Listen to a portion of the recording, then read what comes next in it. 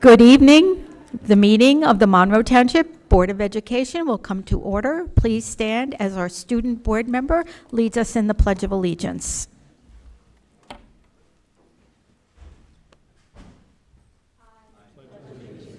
To the flag of the United States of America and to the republic for which it stands, one nation, under God, indivisible, liberty and justice for all.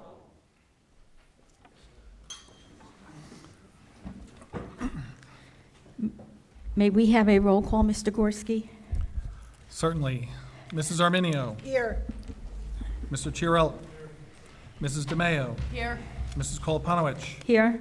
Mrs. Lang. Here. Mr. Pelori. Here. Mr. Ryback. Here. Mrs. Siegel. Here. Mr. Tefano. Here. Mr. Rudsky. Here. Madam Board President, you have a quorum present this evening. Thank you.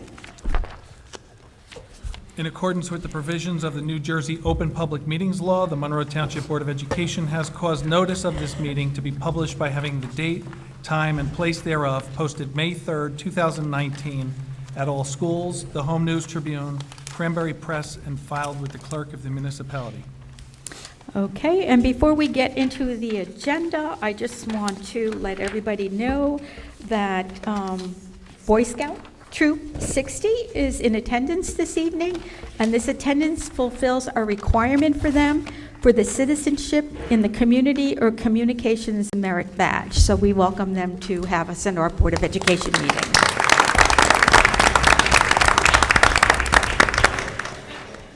And at this time, we will go to the approval of the minutes for the Special Public Board of Education meeting of April 16, 2019. So moved. Second.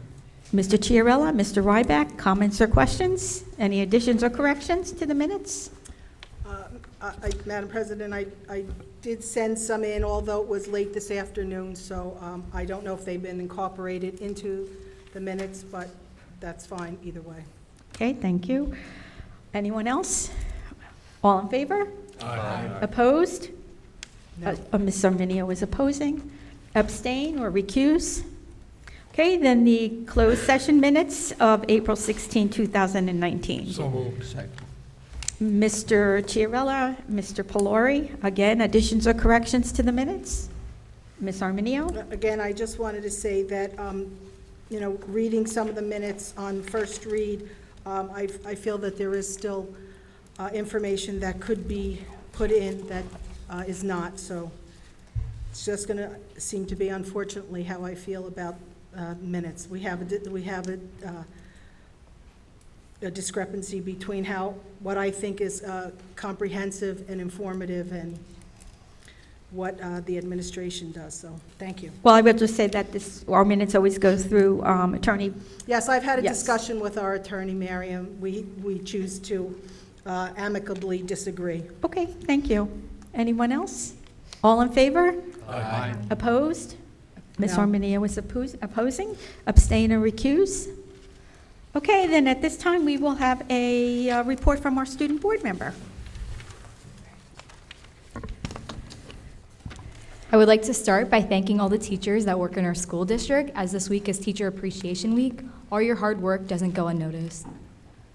Also, high school students are currently taking AP exams, and students in grades 3 to 11 are almost finished with NJ-SLA testing.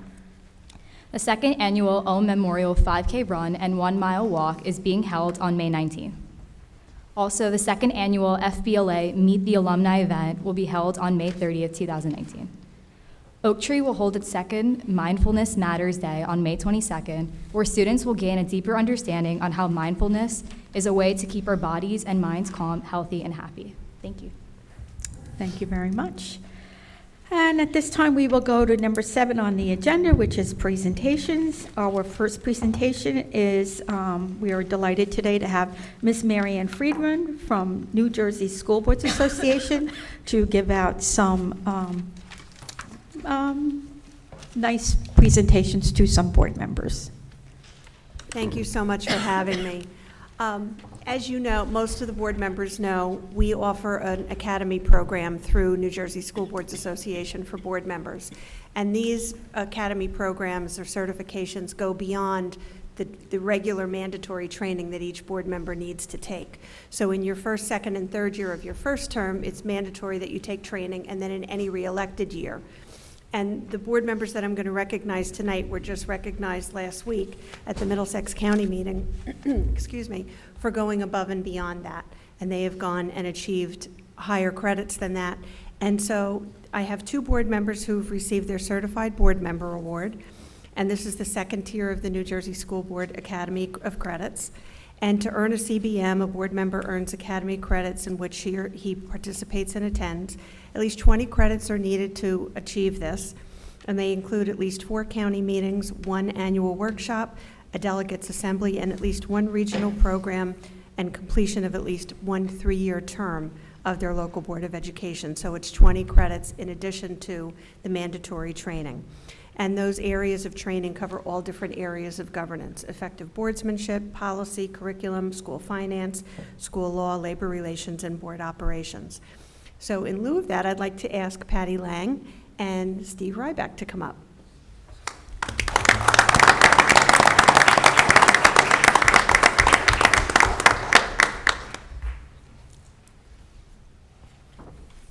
Okay, Patty, this one is for you, and this says New Jersey School Boards Academy, Board Member Academy, Patricia Lang, Monroe Township Board of Education, having successfully completed the requirements for Level 2 of the Board Member Academy program, has established by the New Jersey School Boards Association, is hereby awarded the designation of Certified Board Member. Congratulations.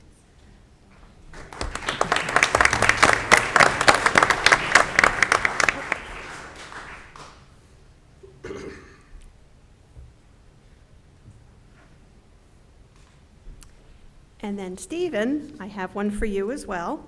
And this says pretty much the same things. Stephen Ryback, having successfully completed the requirements for Level 2, the Board Member Academy program, has established by the New Jersey School Boards Association, is hereby awarded the designation of Certified Board Member. Congratulations.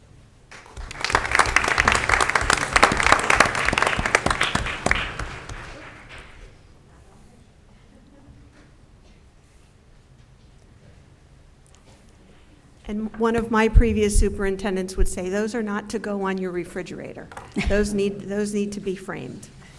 Okay, now I have a special award, another special award, and this is awarding 20 years of board service. And what I'd like to do is take you all back to 1999 for a moment. The Sixth Sense, the movie The Sixth Sense, was released. Bill Clinton was acquitted of perjury and obstruction of justice. That was a particular low point in our history, I think. SpongeBob SquarePants, not because he was acquitted, but just because of the whole situation. SpongeBob SquarePants premiered on Nickelodeon. The Simpsons and Beverly Hills 90210 were 2 of the most popular TV shows, and 90210 became the most popular zip code in the country. The average price of a movie ticket was about $5. How much do we pay for movie tickets now? A lot. The Academy Award for Best Picture was Shakespeare in Love. A gallon of gas was $1.22. I'm seeing $2.85 and above. Last night I was down in Ocean County and it was $2.95. MySpace, remember MySpace? The social media, the first evil social media that was put out, was officially introduced to the internet. A postage stamp was 33 cents. Internet Explorer version 5 had just been released. The Y2K problem and the Millennium Bug were the 2 most important things on big business and most companies' minds. The world's population exceeded 6 billion, and the Bluetooth, the thing that I typically have in my ear all day long when I'm working, was first introduced and was announced. And Kathy Kolopanowicz was elected to the school board in Monroe Township for the first time. So a lot has changed since 1999. Serving on a board has changed greatly with increased mandatory training, accountability regulations, and increased public scrutiny. But some things have stayed the same. Board members still devote countless hours to ensure that the children in their communities receive the best education possible in a fiscally responsible manner. And a local public school board's salary is still $0.00. On behalf of NJSBA officers and staff, congratulations, Kathy, on your devotion, persistence, and commitment and dedication to the children of your school district and to public education for the past 20 years. Come on up.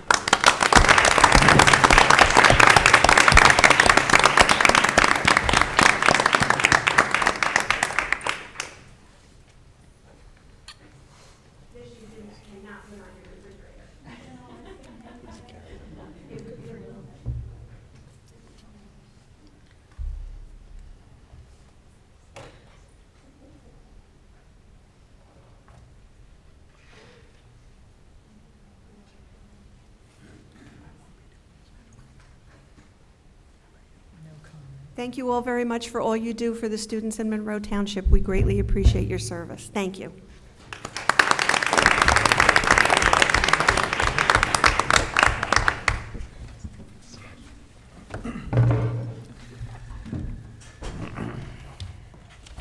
Before we move on, I just want to say that 1999, I never thought I'd still be sitting here in 2019. So it's been an honor and a privilege to represent the students of Monroe Township for all these years. And as the presenter last week who gave me my plaque at the county meeting said to me, I've had an influence over a whole generation of students, which is very hard to believe. And I also want to congratulate Steve and Patty, and I think Patty might be the only person I know who's gotten her certification in the first 2 years that she's been on a Board of Education, so that both of them, it's been amazing, and they're really good board members, so thank you. Congratulations. So our second presentation is the MTEA Pride presentation at Brookside, from Brookside School, Dr. Alvick.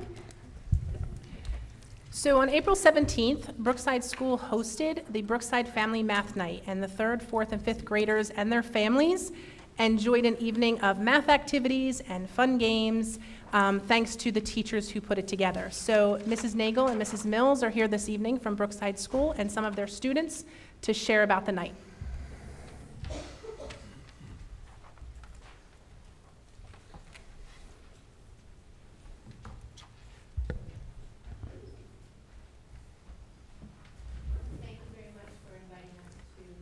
Come and speak to you and share a little bit about one of the many wonderful things Brookside School is doing this year. And as Dr. Alvick said, we enjoyed our 2nd annual Family Math Night on April 17th. It was a success, at least as much as the first year when we did this last year, and knew for sure that it was going to become something we'd want to do every year. So we did it again, and certainly fabulous feedback from students and parents and teachers who joined us this year to do it. So we have a PowerPoint to share. So this year, we had over 80 students join us. Use your microphone, please, a little bit more. This year, we had over 80 students join us, and they came along with their families. And as Mrs. Mills said, we received the grant last year, but we only did it for 4th grade. This year, we tried it with our entire school. And it was a community affair. We also had some middle school students volunteer to help set up and run some of the tables. There were a lot of tables. It was very busy, and we really appreciated their help. A representative from the MTEA assisted.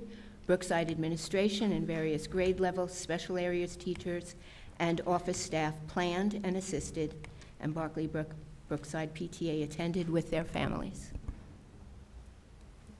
What the students did there, we had different tables set up with different activities to work on place value, fractions, geometry, word problems. We also had a math selfie station that was extremely popular. Beat the teacher in basic multiplication facts, guess the Kivo Tower, and some Osmo activities, as well as some websites and apps that parents could use with their kids. So now we have a few pictures to show you of the event.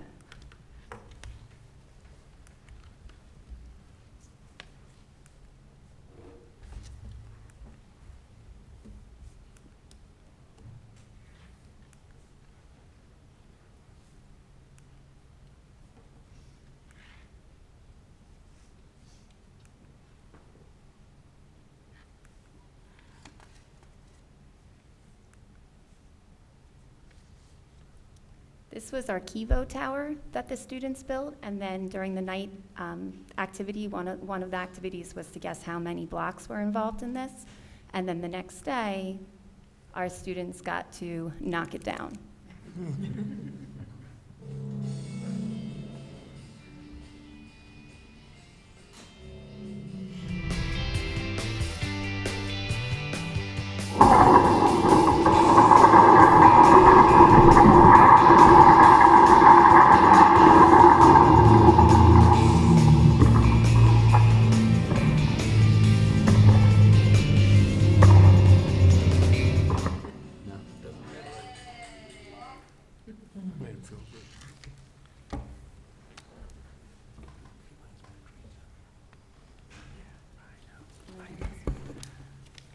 We had prizes offered. The students went around with the bingo board and tried to get to as many activities that they could go to, or at least complete their bingo. And some of the prizes they received were homework passes, special chair for the day pass, basketball with Mr. Pepe, Makerspace with Miss Fedora, and the Kibo Tower winners received a cool 3D printed prize, and then the overall winner received principal for the day. Okay, that's it. And now we have to go through our selfies. Oh, selfies, sorry, selfies.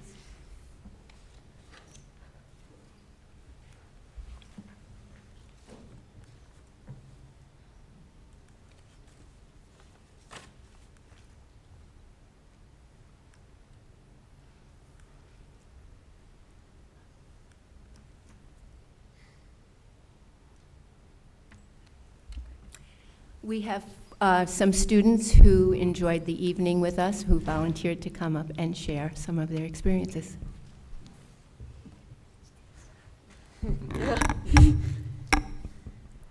Hi, I'm Zishan Bora, a 4th grader from Brookside School.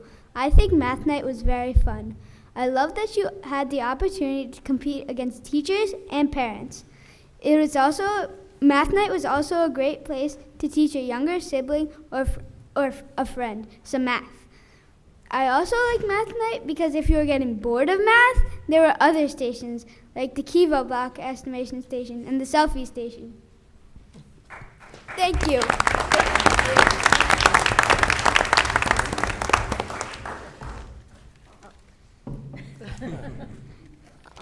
Good evening. Good evening. My name is Enjin. I go to Brookside School. On April 17th, I went to Family Math Night. These are a few things I will be sharing with you. I will talk to you about the Osmo, the game Head Full of Numbers, and the geometric shape building. Osmo. One reason the Osmo is fun is that when you put the shapes correctly, the color of the shape would be shown on the screen. I really thought that was cool. The game Head Full of Numbers. I like the game Head Full of Numbers because when they give you specific numbers to work with, it really gets your mind going. Also, the goal was to make 21 math equations in 1 minute. When I did it, I got a 21 out of 21. The geometric shape building. I like this station because if you want to be an engineer, you could build. Also, when you build one thing, you can use leftover pieces to make another one. This is why I like this event. I really hope you bring it back next time. Thank you.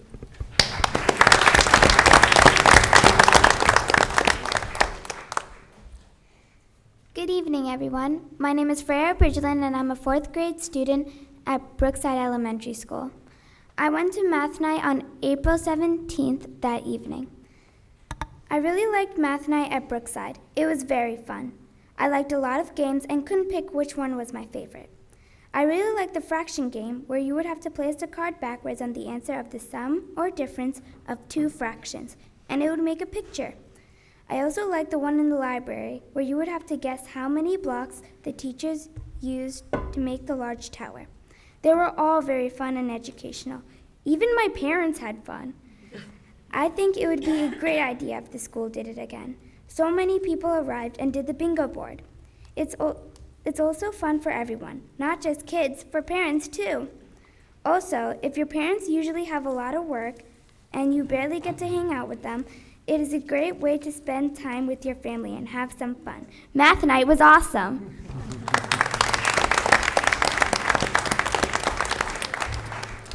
Hello, I am Remy Bridgeland from 7th grade, and I go to Monroe Township Middle School.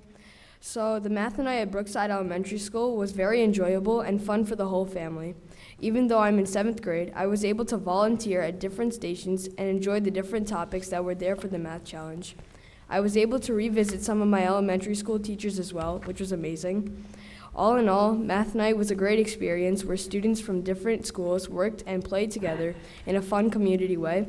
I hope to be able to come and help out at the next math night. Thank you. Thank you very much.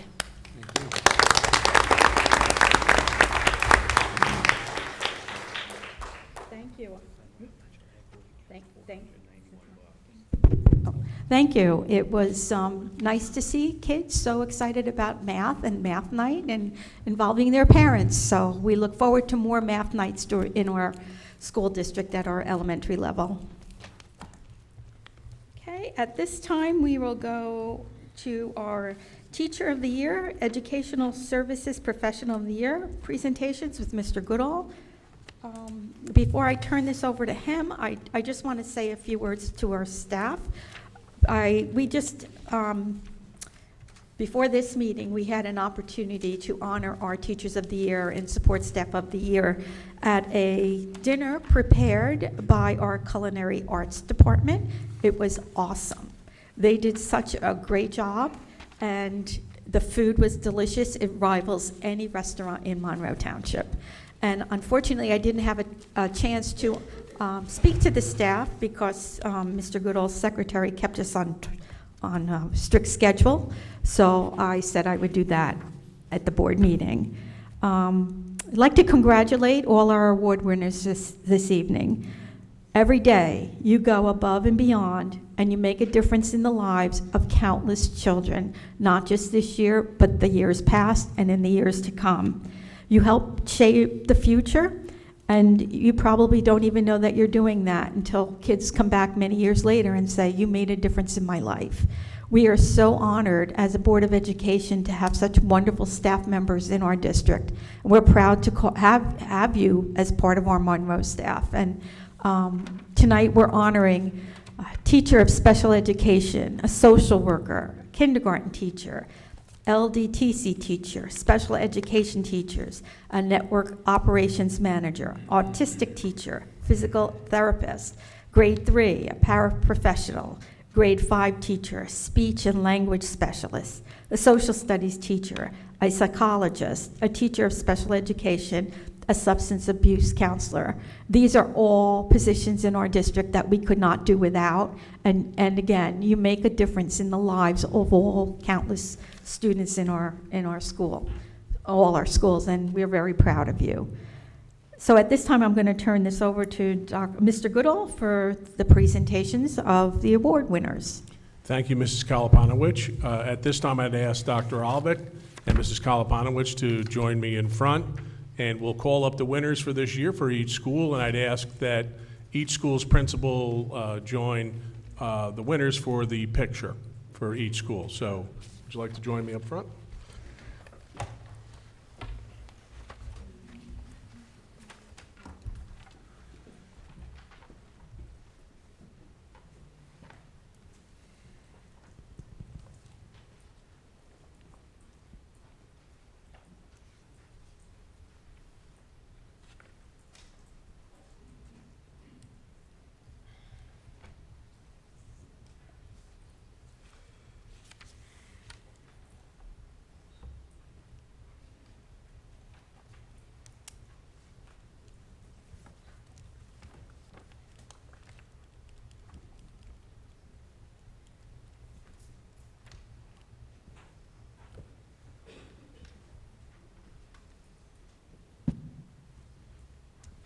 We'll start with Monroe Township High School. The Teacher of the Year is Miss Michelle Ballard.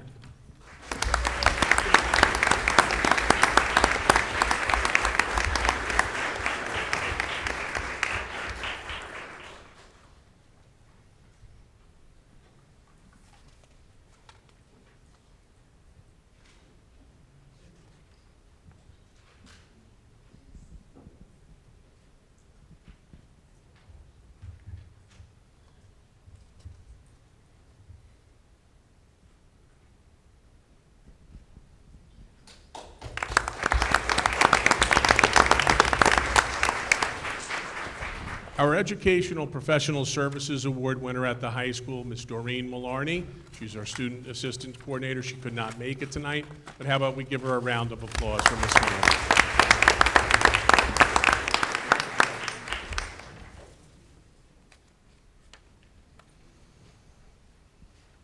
Now representing Monroe Township Middle School, Teacher of the Year, Christine Fisaki.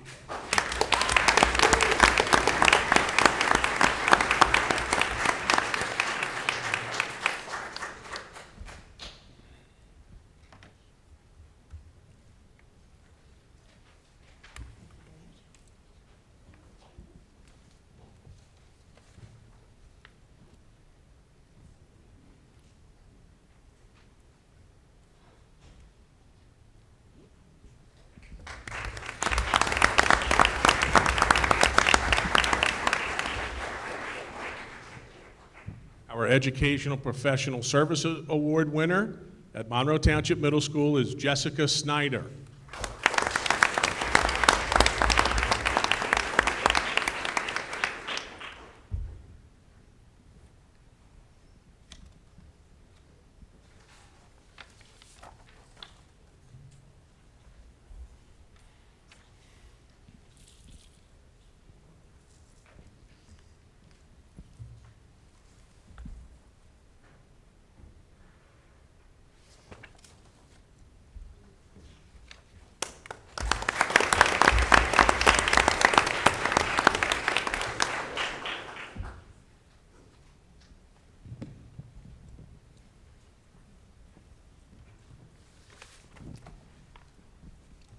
At Applegarth Elementary School, winner of the Teacher of the Year is Adrian Chanfield.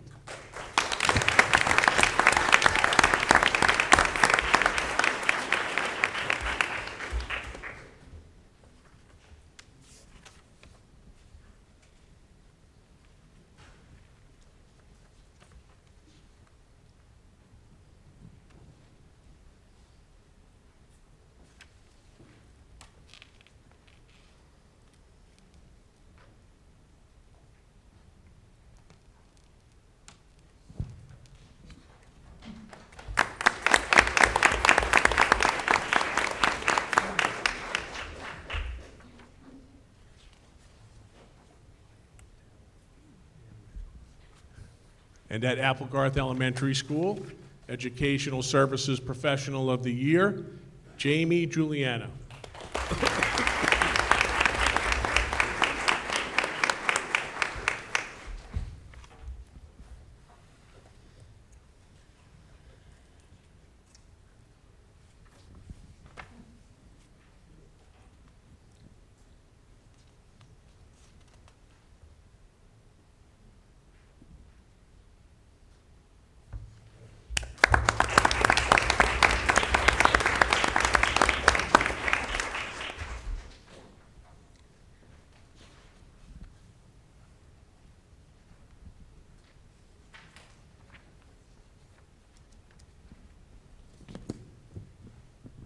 At Oak Tree School, Teacher of the Year, Kimberly Sinarski.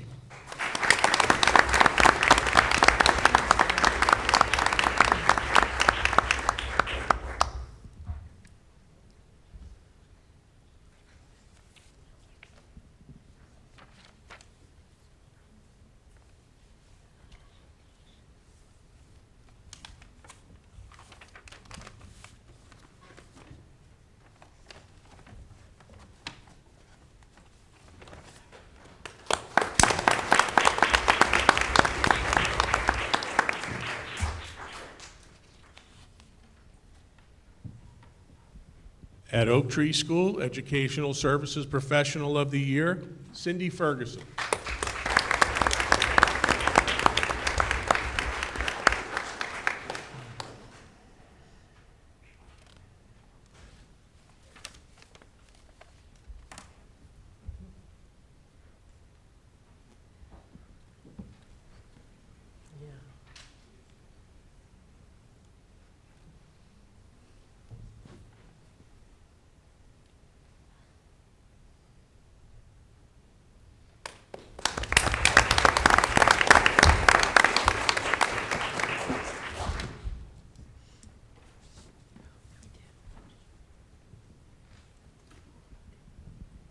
Barkley Brook Elementary School, Teacher of the Year, Sarah Richards.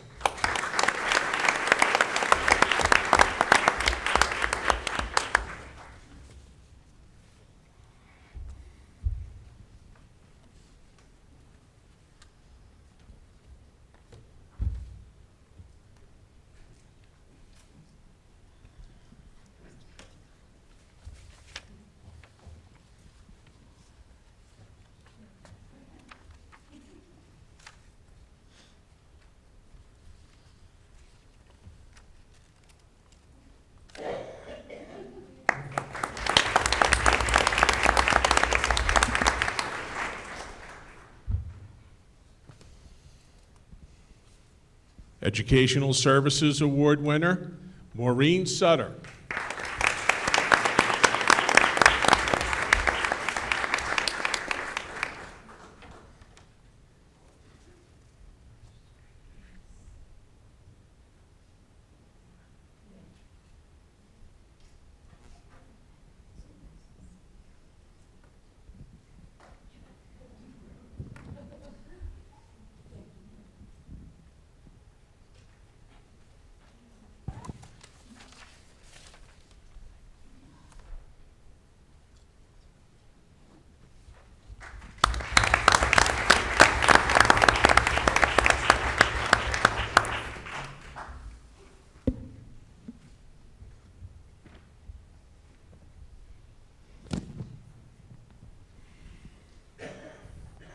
Brookside School, Teacher of the Year, Teresa Anthony.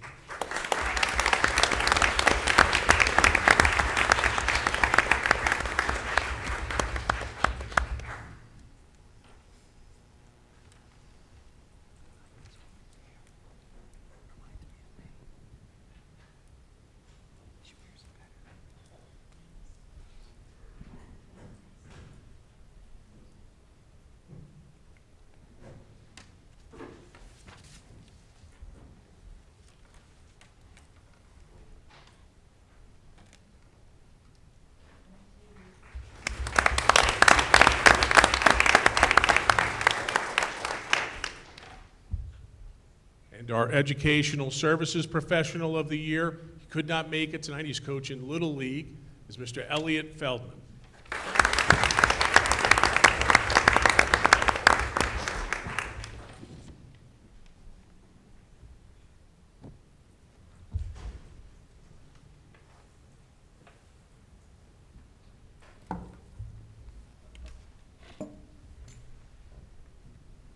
Mill Lake Elementary School, Teacher of the Year, Ms. Jennifer Biddick.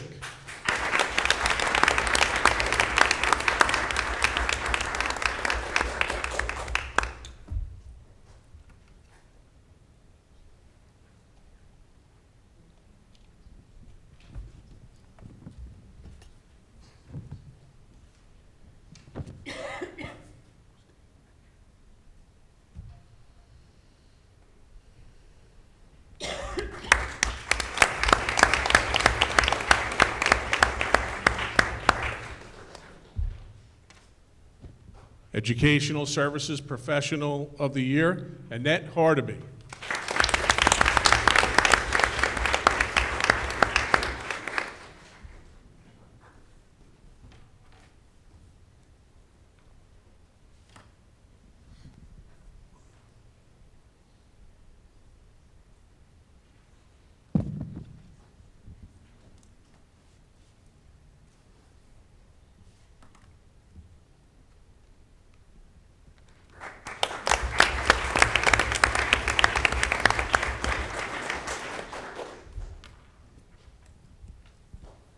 Woodland Elementary School, Teacher of the Year, Lisa Gurl.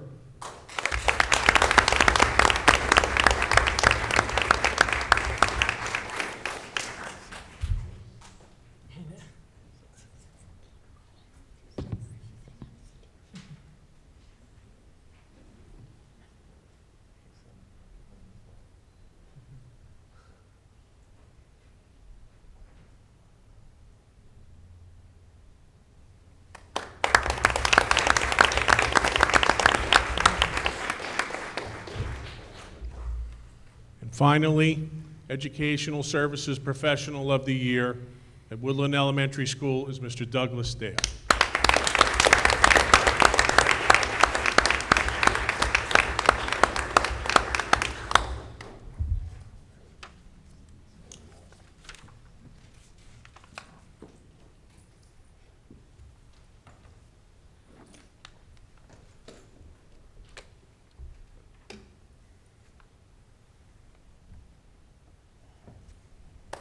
Congratulations again to all the winners.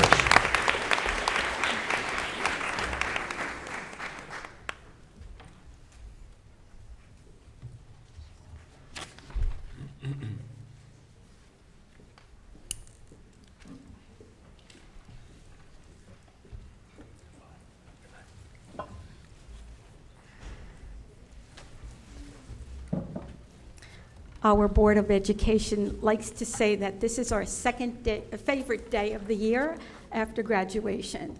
So congratulations to all our award winners, and we look forward to seeing you continue your careers in Monroe.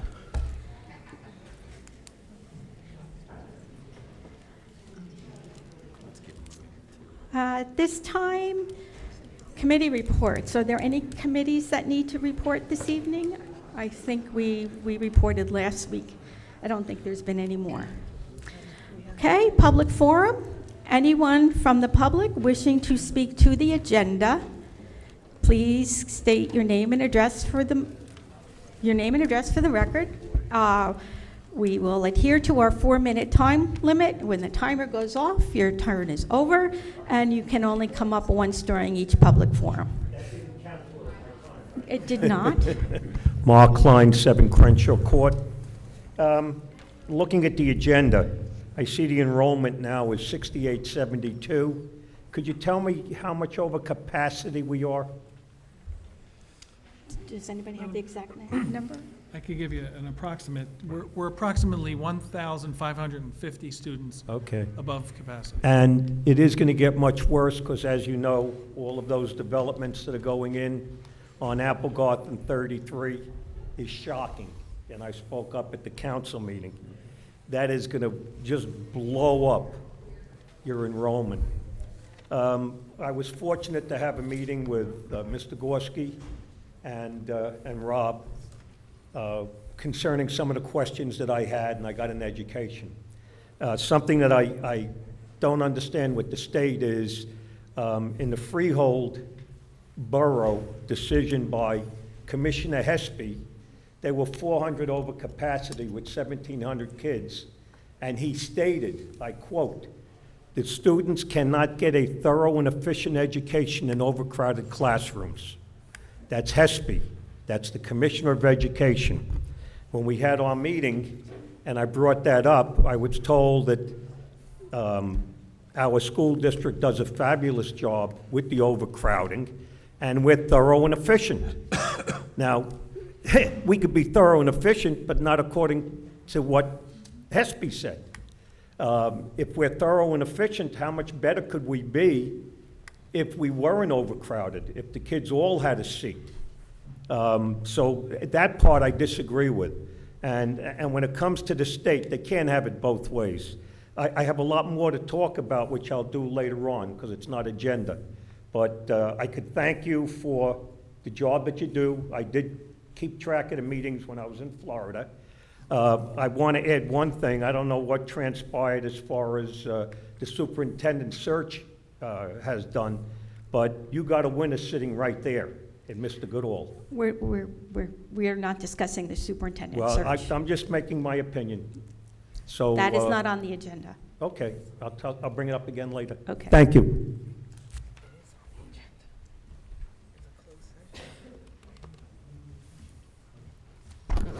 Good evening, Betty Saborito, 2 Barrymore Drive. I wanted to give a big congratulations to Teacher of the Year, Jen Biddick at Mill Lake, if you're still here. Yes, I see you back there, who teaches the autism program.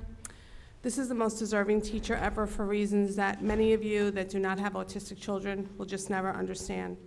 Words will never be able to express the admiration and respect that I feel for this incredible educator and person. She is truly one of a kind.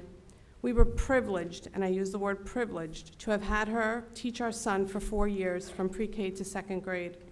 When she came into his life, he was severely impacted by autism. He is moderately now.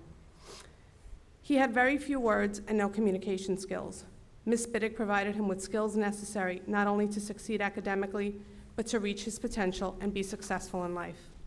She taught him to communicate and to sit and attend so that he could learn. She taught him to express his feelings and to calm himself down. And so many life skills such as eating and dressing and playing, and now reading and math. For a neurotypical child, these skills usually come pretty naturally and on their own. For children like my son, they do not. They are difficult, and without adequate help, children like him would never be able to achieve them. The foundation given not just to my son, but to all of her students by Ms. Biddick is unmeasurable. To have seen the progress all these children have made that she has worked with is commendable. Ms. Biddick, you will always be the teacher of reference in our lives, and you are the person who has made the difference. Without you, Lucas would not have met goals he has and would never have met his potential. I have given him life, but you, Ms. Biddick, gave him his best life. So thank you, and thank you all for recognizing her.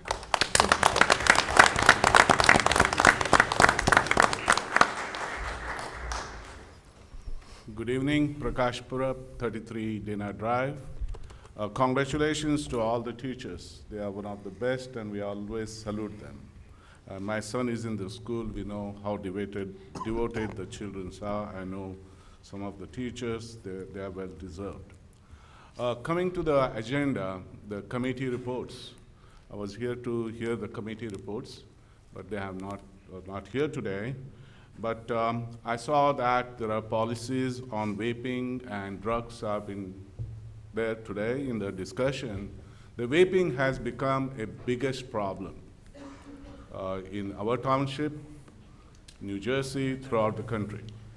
So I look forward not only to the policies, what we are writing, please, I'm very happy imposing them, having dialogue with the parents and the students. We all are doing a good job and continue more than that. What I expect is a leadership is no issue. You all should write also concerns about these industries, bringing in different flavors, different goodies of this tobacco, which is highly concentrated, 45% solution.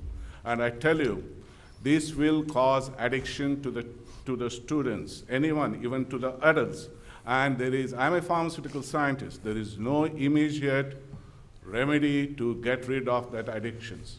It is very troublesome. So even as a president of the BOE or anyone of you all, please voice your opinion to the legislatures, voice your opinion, write to the Board of Education to lobby that this should be, the ban should be there, okay? So I'm very happy to see that. And like to hear from the advocacy committee. Last time I came and said, funding for our school has been the issue for last 8 years. Next 5 years, we are not getting full funding. We are not getting full funding for the special education. So what actions we are taking? Other districts are suing. They are suing, joining together. Last year also, Jamesburg, they had a cause. They joined together with the other district and sued the state. We are not building a wrong relationship with our legislatures or state. I tell you, by suing them, nothing will happen. Just we put them on the toe so that we are active. And we in public will back you all. And want to know how much it costs. If the money is the issue, we will pitch in, okay? We want to sue the state. Unless you push them to the corner, nothing will happen. For the special education, the money should follow the students. We spend more than $30 million on special education. We support it, but the district gives only $2.5 million, and the current formula adequately does not take into consideration special education. So we have every right to sue the state. So I would like to hear today what the opinion are. And President's report, I look forward about the ad hoc committee and where we stand on superintendent. So thank you very much.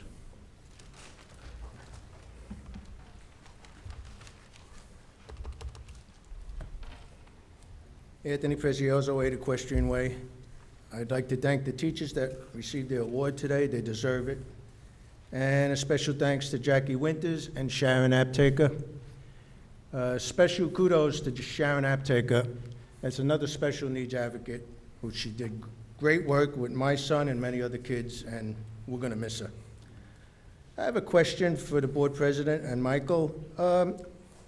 Who puts together the personnel on the agenda? The superintendent does. Does the board president look over those names? We all get a copy of the agenda, so we should be all looking at the agenda before the meeting. But you okay the names? You go over the I names? do not okay the names. But you see all the names? I get a copy of the names. We just approve the superintendent's report, but the superintendent puts it together. Okay. Who puts out the minutes? The minutes of the meeting comes Yes. from the business board Okay. secretary. Also, does he check the names on the minutes? And, Ms. Prezioso, in terms of personnel, I'll make the recommendation, and then in a few minutes, after my superintendent's report, I'll ask them to approve the recommendation. Well, you see, I have an issue with that because in January, somebody's name was on the personnel, and that name didn't match the minutes. In other words, she was using dual names. And evidently, people on the board knew that this person was using one name for minutes and one name for personnel. And I'm sure the board did not know that. And if I'm not mistaken, that's a friend of yours, Kathy. I have no idea what you're talking about. I will come tomorrow, if you would allow me, and I'll discuss this with you. You have a person using two names, one to get a job, and one when she comes up here and she speaks. Okay? And you know who I'm talking about. I do not know who you're Well, talking about. The teachers should realize that there's a lot of cronyism going on. And you should start sending anonymous letters if you feel like you're getting slighted. But I'll be at your office tomorrow, and this person's using 2 names. Anyone else? Good evening, Chrissy Skirby, 21 Preakness Drive. I had a question under letter H, Schoolology. I was wondering if that is a yearly cost to the district for $41,000. What students will be using that program, and how does that differ from the Google Classrooms currently being used?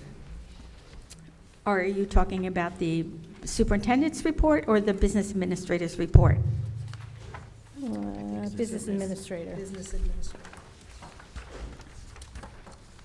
And then the letter again? H, Schoolology.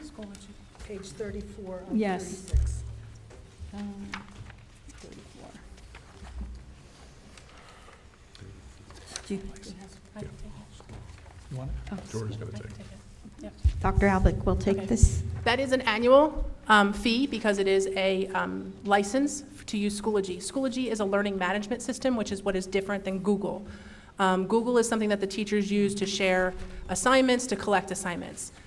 Google can also be used within Schoology. Schoology is the answer to some of the questions that the public has asked and the parents have asked for in the last few years about why are we using all of these different systems. I can't find my child's homework. I can't follow what their class is, what their assignments are. And so this was the answer, was going to one learning management system, different than Google Classroom. And what students will be using that? Because Currently now, half of the high school teachers have been trained in it during our year-long professional development. Next year, the other half of the high school teachers will be trained in it. So at that time, the entire high school will be using it. And then we will start rolling it down into middle school and then the elementary schools. Okay, so that's the $41,000, that's a yearly cost. It's a yearly cost. All right, thank you. Anyone else from the public wishing to speak to the agenda?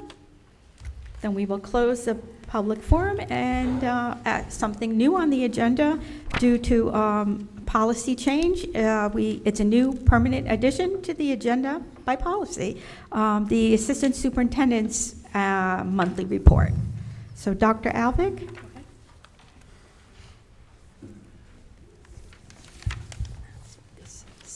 So I'm excited to be able to have this report on the board agenda so that I can share some of the work that comes out of the curriculum office. This month, what I'd like to focus on is our professional development program. So what the board members have in front of them is a 2-page handout. The first page is actually the outline, the flow chart of our professional development that we offer for our certificated staff, and I'll go over that in a second. The second page is just a copy of the slides that you see in front of you. We have a very differentiated approach to our professional development in our district, and depending on how many years of experience a staff member has, that's what we give them the opportunity for their professional development. So the chart you have in front of you kind of goes through it. All of our year 1 staff members go through the same course during their year-long professional development. It includes our Marzano learning map, which is what we use to evaluate our teachers on. iObservation, which is the program we use for observations, and classroom management basics. These are things that we've found that all of our first-year teachers are in need of as they come out of college and come into the classroom. Our year 2 teachers, we really focus on curriculum design and the understanding by design, and for teachers to be able to read our curriculum and use our curriculum to the benefit of our students. And we also look at sharing differentiated instruction with our teachers at this point, more in depth than what they've gotten in college. Our year 3 teachers, we really focus on assessment and data. So our first 3 years of professional development for our teachers is really pretty much standard for all of our staff. After that, starting with their 4th year, the teachers can choose a year-long course. That year-long course our list of courses is created based on a needs assessment that we give our staff. So our school and district professional development committees work on a needs assessment. It goes out to every staff member. They respond and say, these are the types of professional development that they would like to see next year. And they can choose from that course. Or if they don't want to take a course that year, they can choose to do a professional development project as a PLC. A PLC is a professional learning community, which means teachers are not working alone. They are working with a group of peers. Those PLCs are overseen by an administrator. There's an administrator assigned to them who meets with them on in-service days and tracks attendance and tracks the progress of their work and offers any resources that they might need. So this gives our teachers a chance to study something that they might not normally be taking in a class. Some of our classes include, we actually just worked on our professional development catalog for next year. So teachers will be getting this next week. Writing strategy groups, guided reading, opening up communication in a two-teacher classroom when you have two teachers, a general education and a special education teacher working together, embedding nonfiction text, differentiated instruction, utilizing technology, integrating STEM and next-gen science standards into the arts. So we take a look at what the teachers are looking for and we create it. So that's for our certificated staff. Every year, a teacher has to complete a professional development plan. That gets overseen by their building administrator. They have to submit it by October 15th in the fall, and they have it approved at their summative meeting at the end of the year.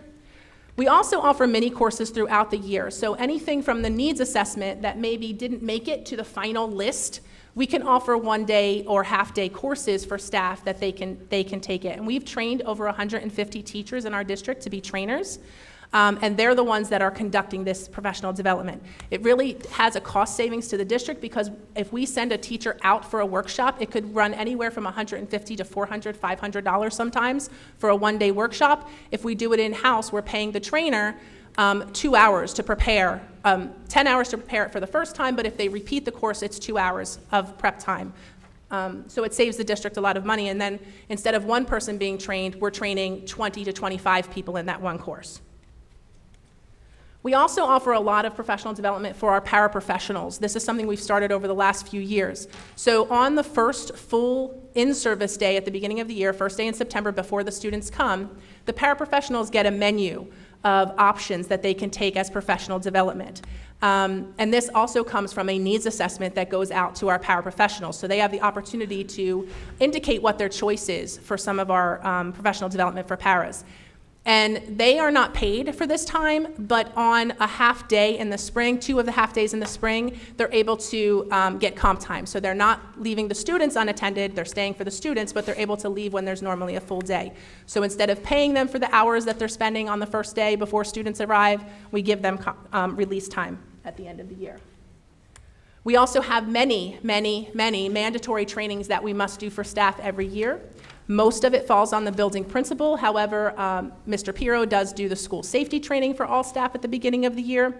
I do the affirmative action training. Mrs. McConnell, who's our HIB coordinator, does the HIB training. But we have many other trainings that we must incorporate throughout the year.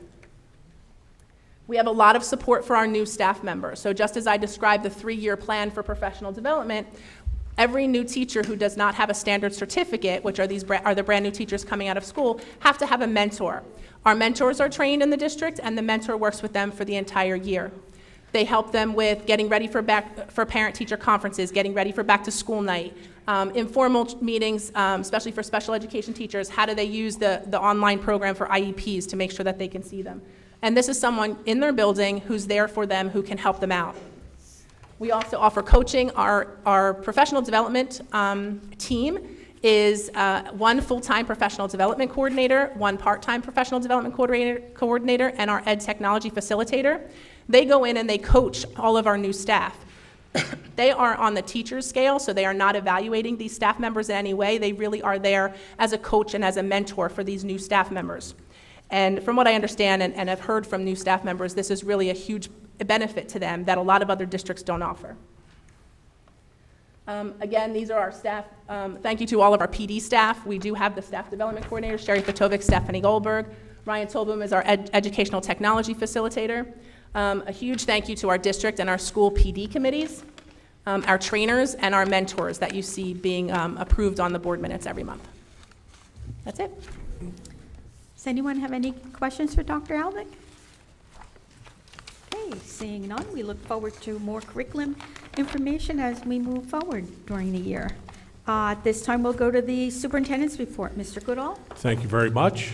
Just following up on the wonderful evening that we had with our honoring and recognizing the incredible staff that we have, the incredible students that we had that put that all together.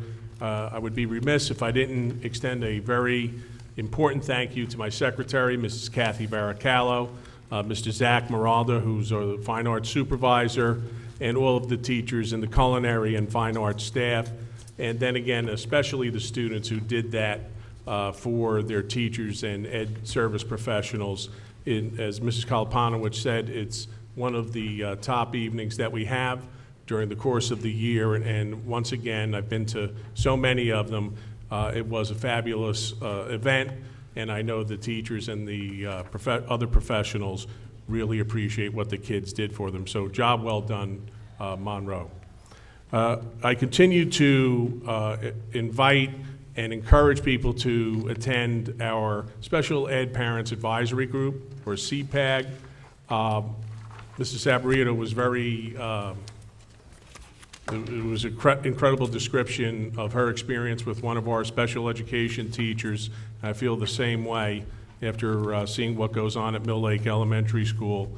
But that type of dialogue and positive feedback with parents who have students who are posing unique challenges to our teachers, and you saw how one of our parents feel about what the teachers are doing for children. And I really encourage anyone, and you don't have to be a parent of a child with special needs to attend.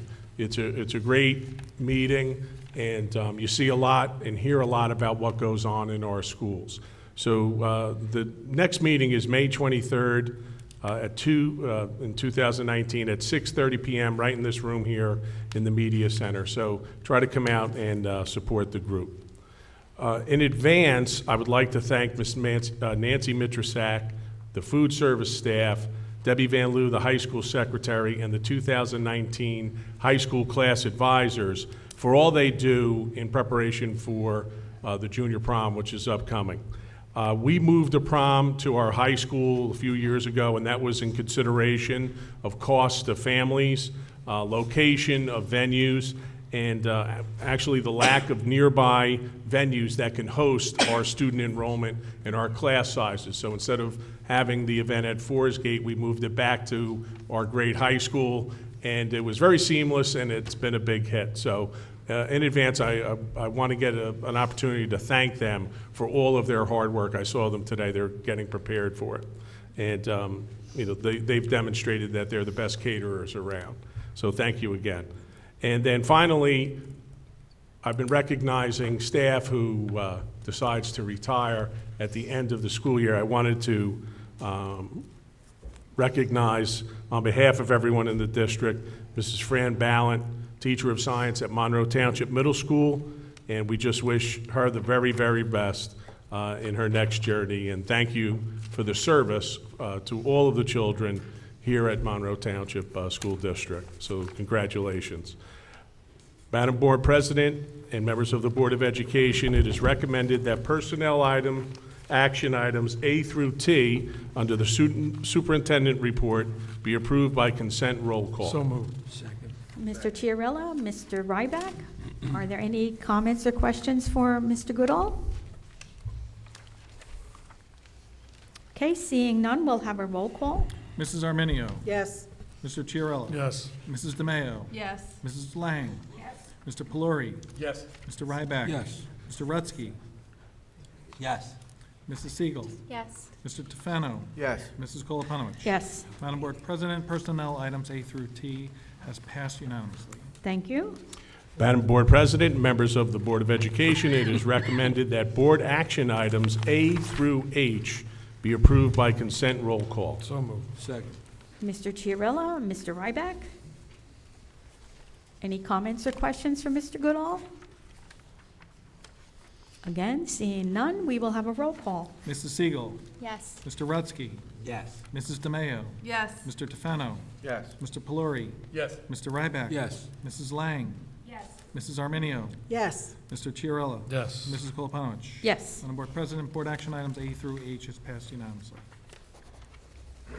Okay, I believe that And that concludes ends the your- superintendent's report. Okay, then we will go to the business administrator's report. Mr. Gorski? Madam Board President and members of the Monroe Township Board of Education, it is recommended that board action items A through I be approved by consent roll call. So moved. Mr. Ryback? I'll second. Mr. Rutsky? Comments or questions for Mr. Gorski? Okay, moving right along, we'll have a roll call. Mrs. DeMayo? Yes. Mr. Ryback? Yes. Mrs. Arminio? Yes. Mrs. Lang? Yes, but recuse on I. Thank you. Mr. Pelori? Yes. Mr. Chiarella? Yes. Mr. Rutsky? Yes. Mrs. Siegel? Yes. Mr. Tefano? Yes. Mrs. Koloponowicz? Yes. Madam Board President, board action items A through I has passed. That concludes my report. Thank you. Okay, so moving right along, we will go to the board president's report. And I have two things today. The first one is in regard to the ad hoc committee that we've been talking about that's going to be discussing future school district building plans. Members of that committee has been selected, and an email was sent out to inform all of them of their participation on this committee. The first meeting of the ad hoc committee will be held on Thursday, May 16th at 6:30 p.m. in the high school. There will be more information coming about the next steps of the process at the next board meeting. I think we have a good mixed representation on the committee. We have senior committee members from the senior communities, some who voted yes, some who voted no. We have parents from Mill Lake and Woodland area, the Barclay Brook Brookside, Oak Tree Applegarth, parents who voted yes, parents who voted no. We have community members with no students in the school, some who voted yes, some who voted no. We have former student, we have some administration members, we have members representing the Indian community. So I think we did a really good job of selecting new blood, people that have not been involved in the process before, and I think it's going to be a really good working committee. The second thing I have is I want to talk a little bit about the budget process that we just went through recently. There was talk about the difference between the preliminary budget meeting and the final budget adoption meeting. That there's always a month between the preliminary budget and the final adoption, because while it rarely happens, changes have been made to the budget during this period of time in the past. So first, I want to stress that there is nobody sitting around this table who wants to retaliate against parents because of the defeat of the referendum. What had happened, or how this began, was at the preliminary budget meeting, Miss Arminio asked that the Finance Committee go back and review some of the things in the budget that are non-academic that could possibly be removed. A number of other board members also reached out to Mr. Gorski with the same request. Because we went to many different Board of Education referendum presentations, we heard the same thing all the time. Taxes are too high. We need to reduce taxes in Monroe. So I asked Mr. Gorski to see what could be done to reduce the tax levy from 2.17 cents, which was at the preliminary budget, to under 2 cents. And while this doesn't seem like much, it does send a message to our community that we've heard them, we understand their issues, and we were willing to revisit the budget. Mr. Gorski brought a list of possible cuts to the Finance Committee meeting, and those committee members, there were all 5 of them there, went through every single line item, and they discussed the pros and cons of eliminating, adding, keeping, every single thing that we discussed. And while the cuts made to the budget, we wanted to make sure that any cuts made to the budget would not hurt staff or programs. The Finance Committee unanimously agreed on the cuts to be made, and they were presented during the final budget presentation, which the board adopted at 2 meetings ago, I believe. We especially looked at areas that make our district over-adequacy. Being over-adequacy hurts our position when we look for additional funding from the state. The state believes we do a thorough and efficient education for our students, and because we're above adequacy and they feel that the community members are able to pay for education, they're not going to give us any more funding. We currently are looking at different avenues to sue the state. But I just, to make cuts to things that are over adequacy is only going to help us. The budget process is not an easy one. It goes on for many, many months, and difficult decisions have to be made. Our committee meetings are always open to the public, and we encourage you to come out, listen to the deliberation and the discussion of our members so that you have an opportunity to know what we're talking about before coming to the meeting. So again, I would suggest that come to an open meeting and committee meeting and see how our board operates, because we are a board of committees. So that concludes my report. And at this time, we'll go to other Board of Education business. Is there any business by any member? Mr. Chiarella? Yes. I think we disagree, obviously, and I think the cuts that were made were punitive and they were to punish. And I'm going to tell you why. Because I think that if we were really serious about cutting where we're over adequate, we'd be looking at the salaries of our administrators and how many administrators we have. And we've had our representatives from Trenton tell us that when they look at those line items that we're over adequate in administration. So before we cut anything for kids and busing and things like that, I think that's where we really need to look. And if we really put our priorities straight and we really stop telling untruths and stretching the truth and making secret backdoor deals and creating hate packets and things like that, if we really start to put the kids first, we'll pass referenda in this town.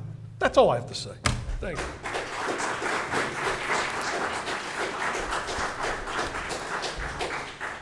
Anyone else? Mrs. Lang? I wanted to, once again, congratulate the teachers who were recognized today at Teacher Appreciation, and all the teachers in the district over the week that have been recognized for all the work that they do. You're our most valuable asset, and I know we appreciate you. Next week, May 12th through May 18th, Governor Murphy has signed a proclamation proclaiming it Special Education Week. I will quote from his proclamation. It says, "It calls upon all residents to recognize the achievements of New Jersey special education students and the outstanding contributions made by educators, school board members, schools, agencies for the disabled, and their parents." My journey in special education started in 1986 when I graduated with my bachelor's degree and my special ed teaching certificate. It moved into being the parent of 3 classified students who, when your child is classified, and when your child has special education needs, it's not something that happens just during the school day. It's a lifelong journey.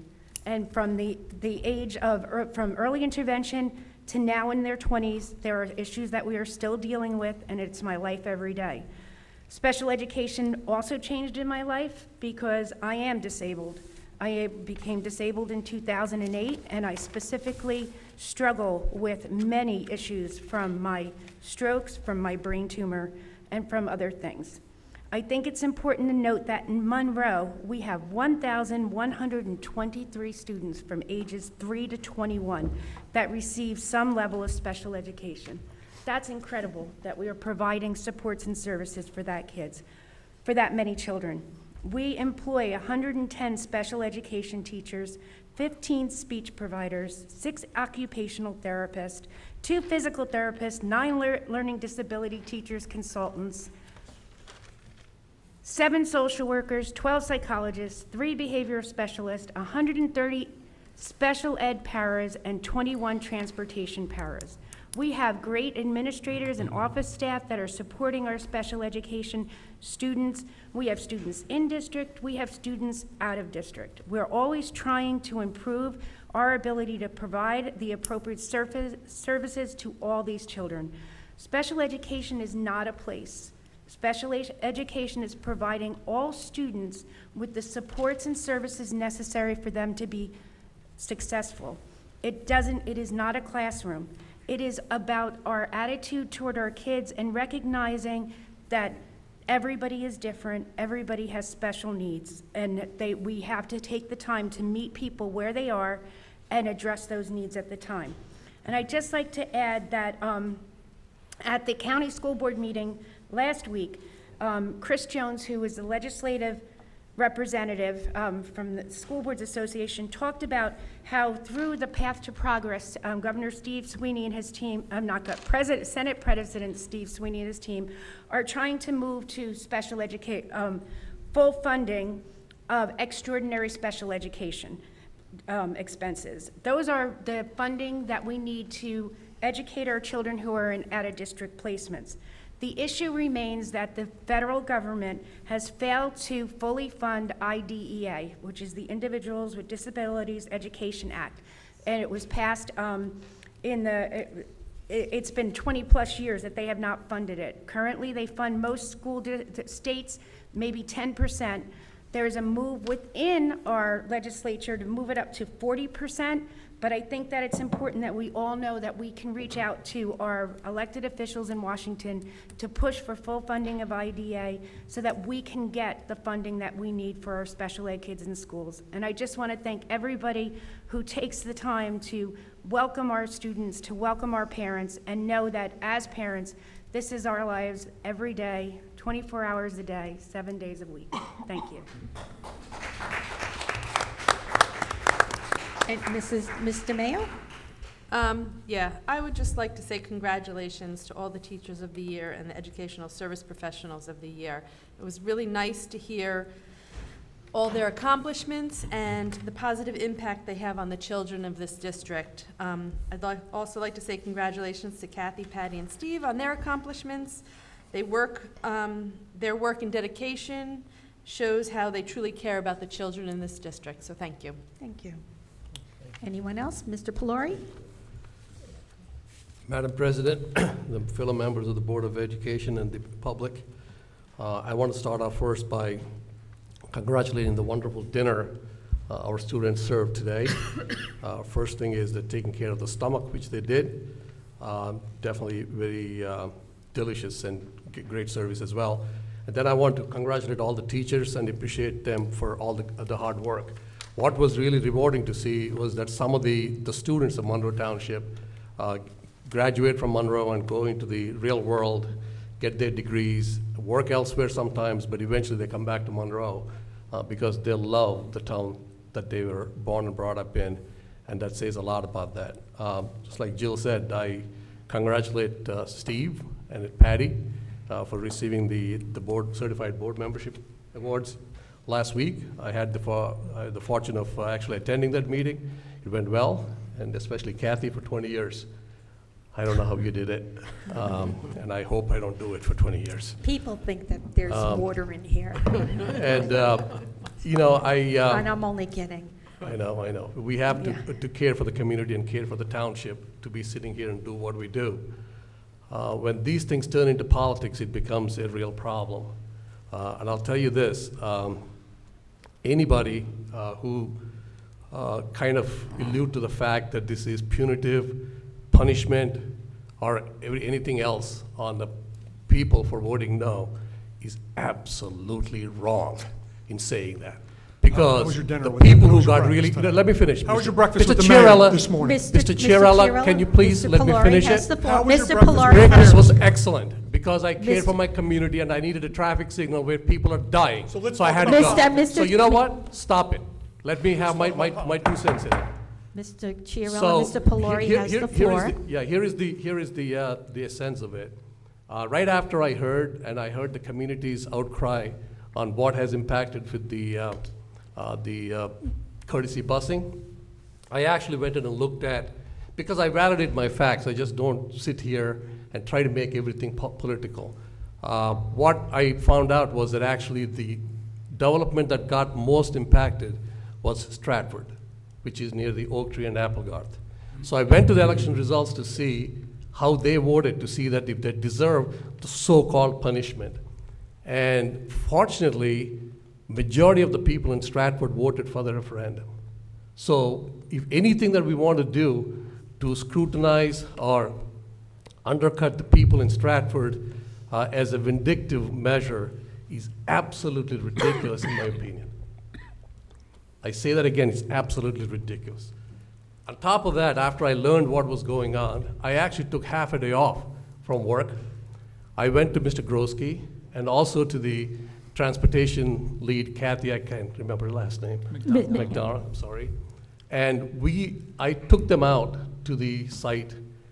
We walked around for about half an hour to an hour. We drove across to see what can we do. And I actually printed a map of the area to see who's going to get impacted. We looked at the sidewalks, we looked at the speed limits, we looked at the distance to the house that is located furthest from the Oak Tree School, the amount of time it takes. I researched on the Google Maps, and this is what we concluded from it. I just want the public to know that when it came to cutting something, we have to cut what general public and the state and the legislators view as over-adequacy. And the one thing that we do provide that most of the townships are moving away from is, I'm not happy about this. Let me just make it abundantly clear. We don't want to take away $1 from anybody on any of the facilities they have. However, the courtesy busing is definitely something that is being cut by many school districts and within the available resources. So from what I learned is that the high school and the middle school do not have the sidewalks and crosswalks adequately and safely accommodate the students. So those two schools are not candidates. Similarly, Barkley Brook and Brookside are two schools also don't have adequate sidewalks and crosswalks to safely accommodate the students. So that leaves only with the two schools. And looking at the sidewalks and crosswalks that are available there, I still don't think that it's 100% safe. I think the speed limit on Station Road is very high. Mere coincidence that the speed limit was reduced from 50 to 40 miles an hour as of yesterday. I think in terms of the sidewalks, they exist leading up to it. However, it still takes about 30 minutes for students in Stratford from their furthest house to walk to Oak Tree.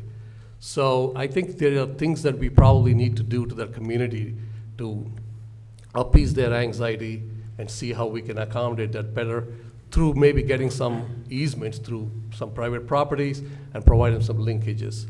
And also I spoke to Kathy about why this school was selected and how the ridership on the buses were. And she indicated that she doesn't have hard numbers. However, she felt that more than half the bus is typically empty, that people do drop kids off. Now, obviously, there's no doubt in my mind that several families and kids are going to be impacted because of this.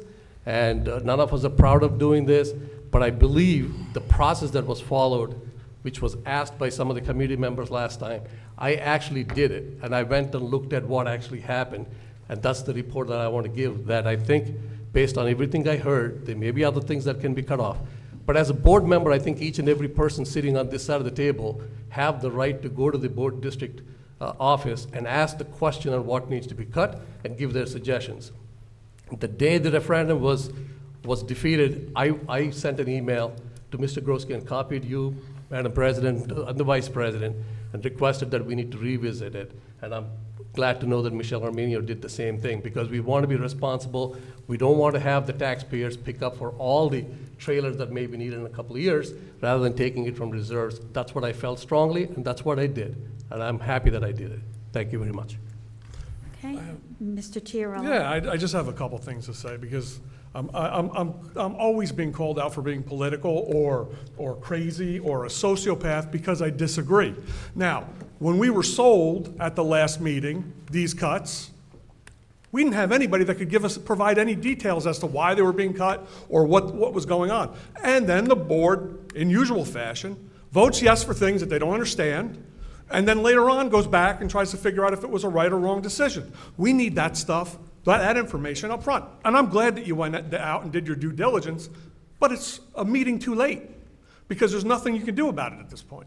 So I say that if we want to get the politics off the board, then what we need to do is provide the information that we need so that the people that we represent could understand the ramifications of the votes that we have. But if we don't even understand what we're voting for, how can they?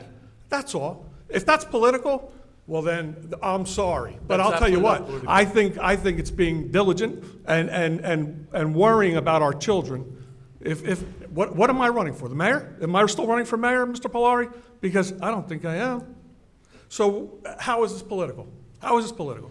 I'm the only Let's independent not here. get into a political debate. This went through the finance company. All the cuts went through the finance company. We spent probably more than an hour going over every single one. And the whole finance company was there. The committee was there, and we agreed on what cuts should be made. We brought it to the Board of Education, put it on the agenda, as we do with every committee report. Madam? So, Madam President, if I may respond to Mr. Chiarellis.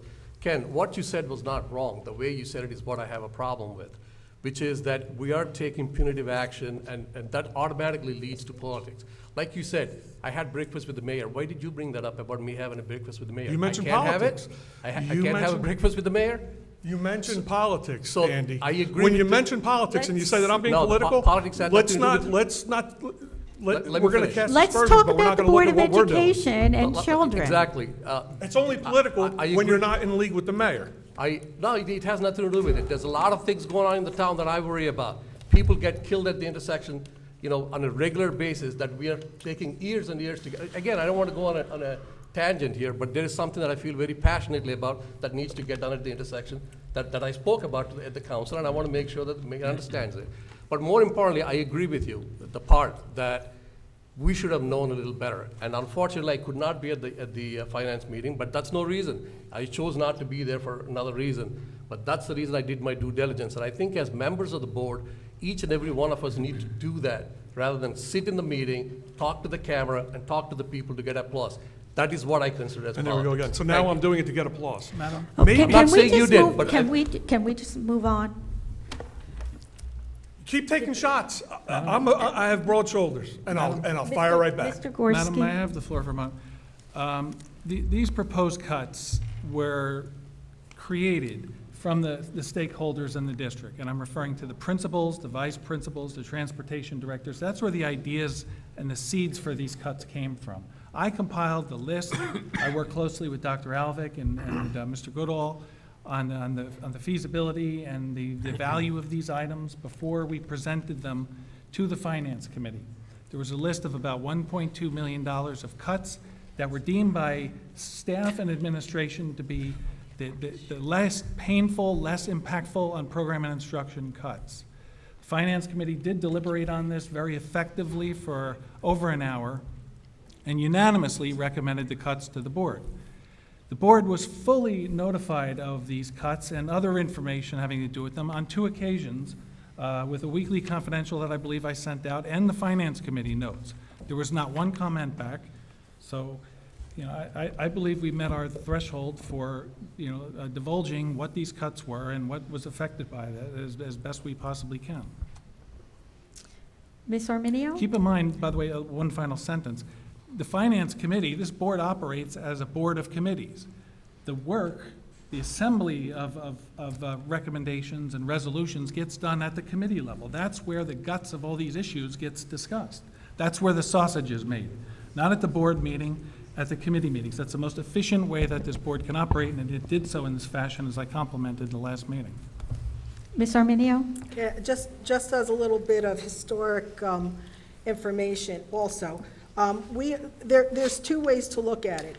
Yes, the board members at the committee level are going through some of the information. However, 2 things that I've been told in the last 5.5 years I've been on the board is 1, to trust the recommendations, because we as board members are not allowed to micromanage, so we really don't have the ability to choose what we can cut. So while I think that we should have a little bit more say in that, when some of us make recommendations about discussing what we should and shouldn't do, we are told we're micromanaging and that we should trust the recommendations. So there's not always a hands-on ability from at least certain board members to be able to take a look at things in depth. And I did go. I spent several hours at the board meeting with a huge budget. However, I was disappointed because things were really not,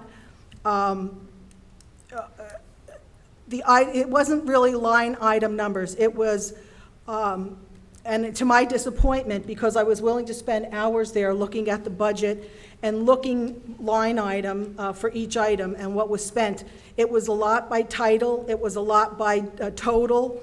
So it really was very, very difficult as a board member for me to really delve into the financial aspects of it. So there's good and bad to the system. I think I would have preferred to really have line items, even though the package was this big. There were a lot of blanks and a lot of empty pages, and I was hoping to do a little bit more in-depth research.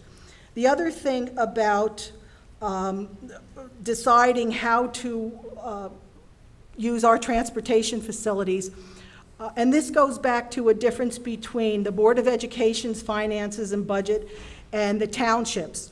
We are, again, tasked with spending a great many dollars on transportation, being concerned in a municipality where if we don't have sidewalks. Now, that is not the Board of Education's problem, it is the township's problem, and during developers' applications and construction, and I've said this a million times, I'm going to continue to say it to put things in perspective, they constantly ask for variances and waivers to not put sidewalks in, to not put curbing in. And then lo and behold, years later, the Board of Education is tasked with, one, the costly transportation of children, which we should do for their safety. But this is really not where we should be spending our dollars. We should be spending our dollars in educational and instructional things.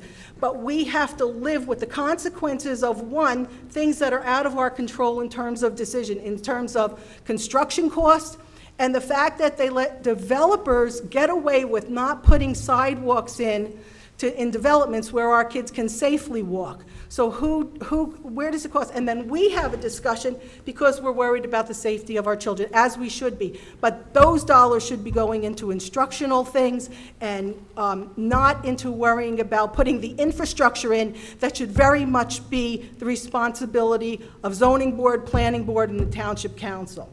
So any time we have to worry about speed limits and all those things, yes, and we should be working with the township, but that we should trust the township to do the right thing at the planning board meetings and the zoning board meetings, and not allow these very wealthy developers to take shortcuts, really, on our children's safety, because they're not having to put, we have to fight.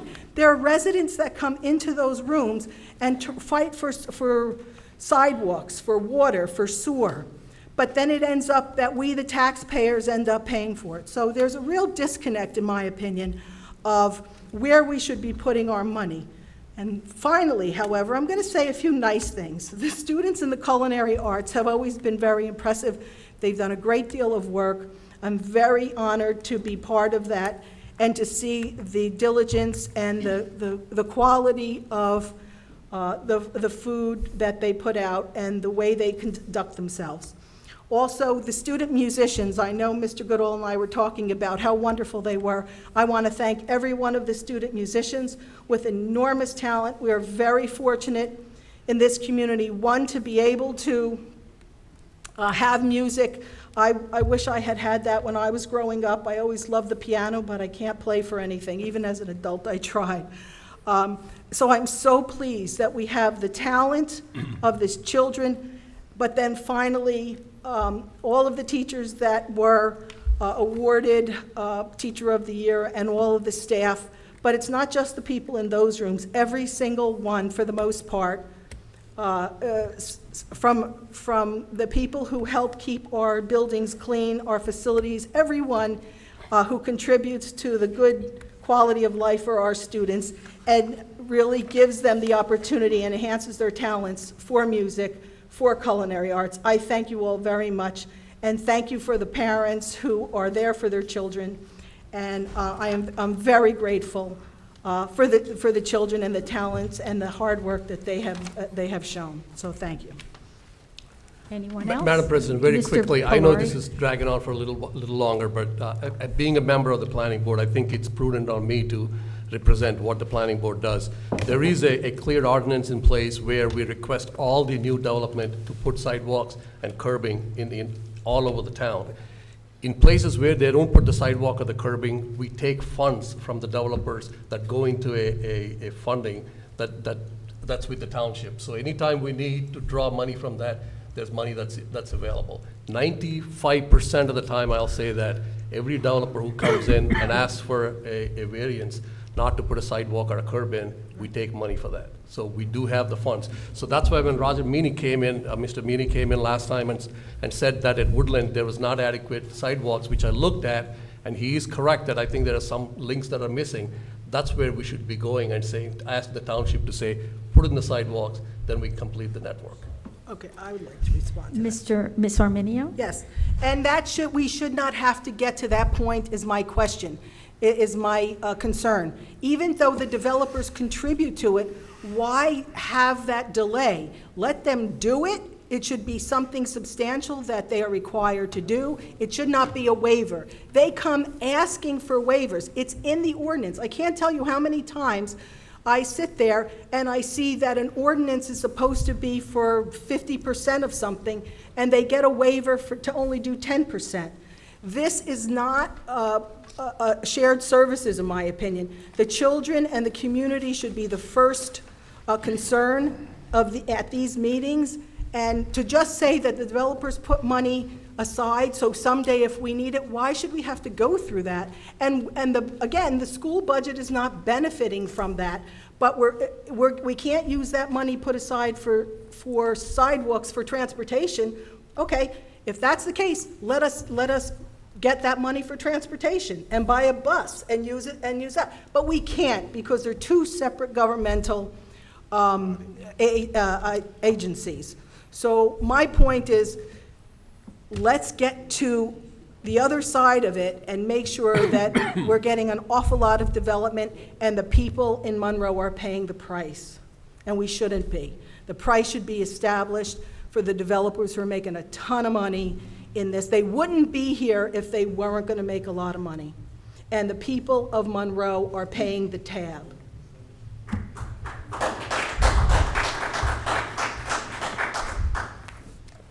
Mr. Ryback? Yes, Ms. Arminio, you struck a chord with me. I'd just like to add a little bit to it. First of all, yes, I also, as my colleagues said, would like to congratulate all the students of the culinary arts. They did a fantastic job. I certainly enjoyed the jazz band.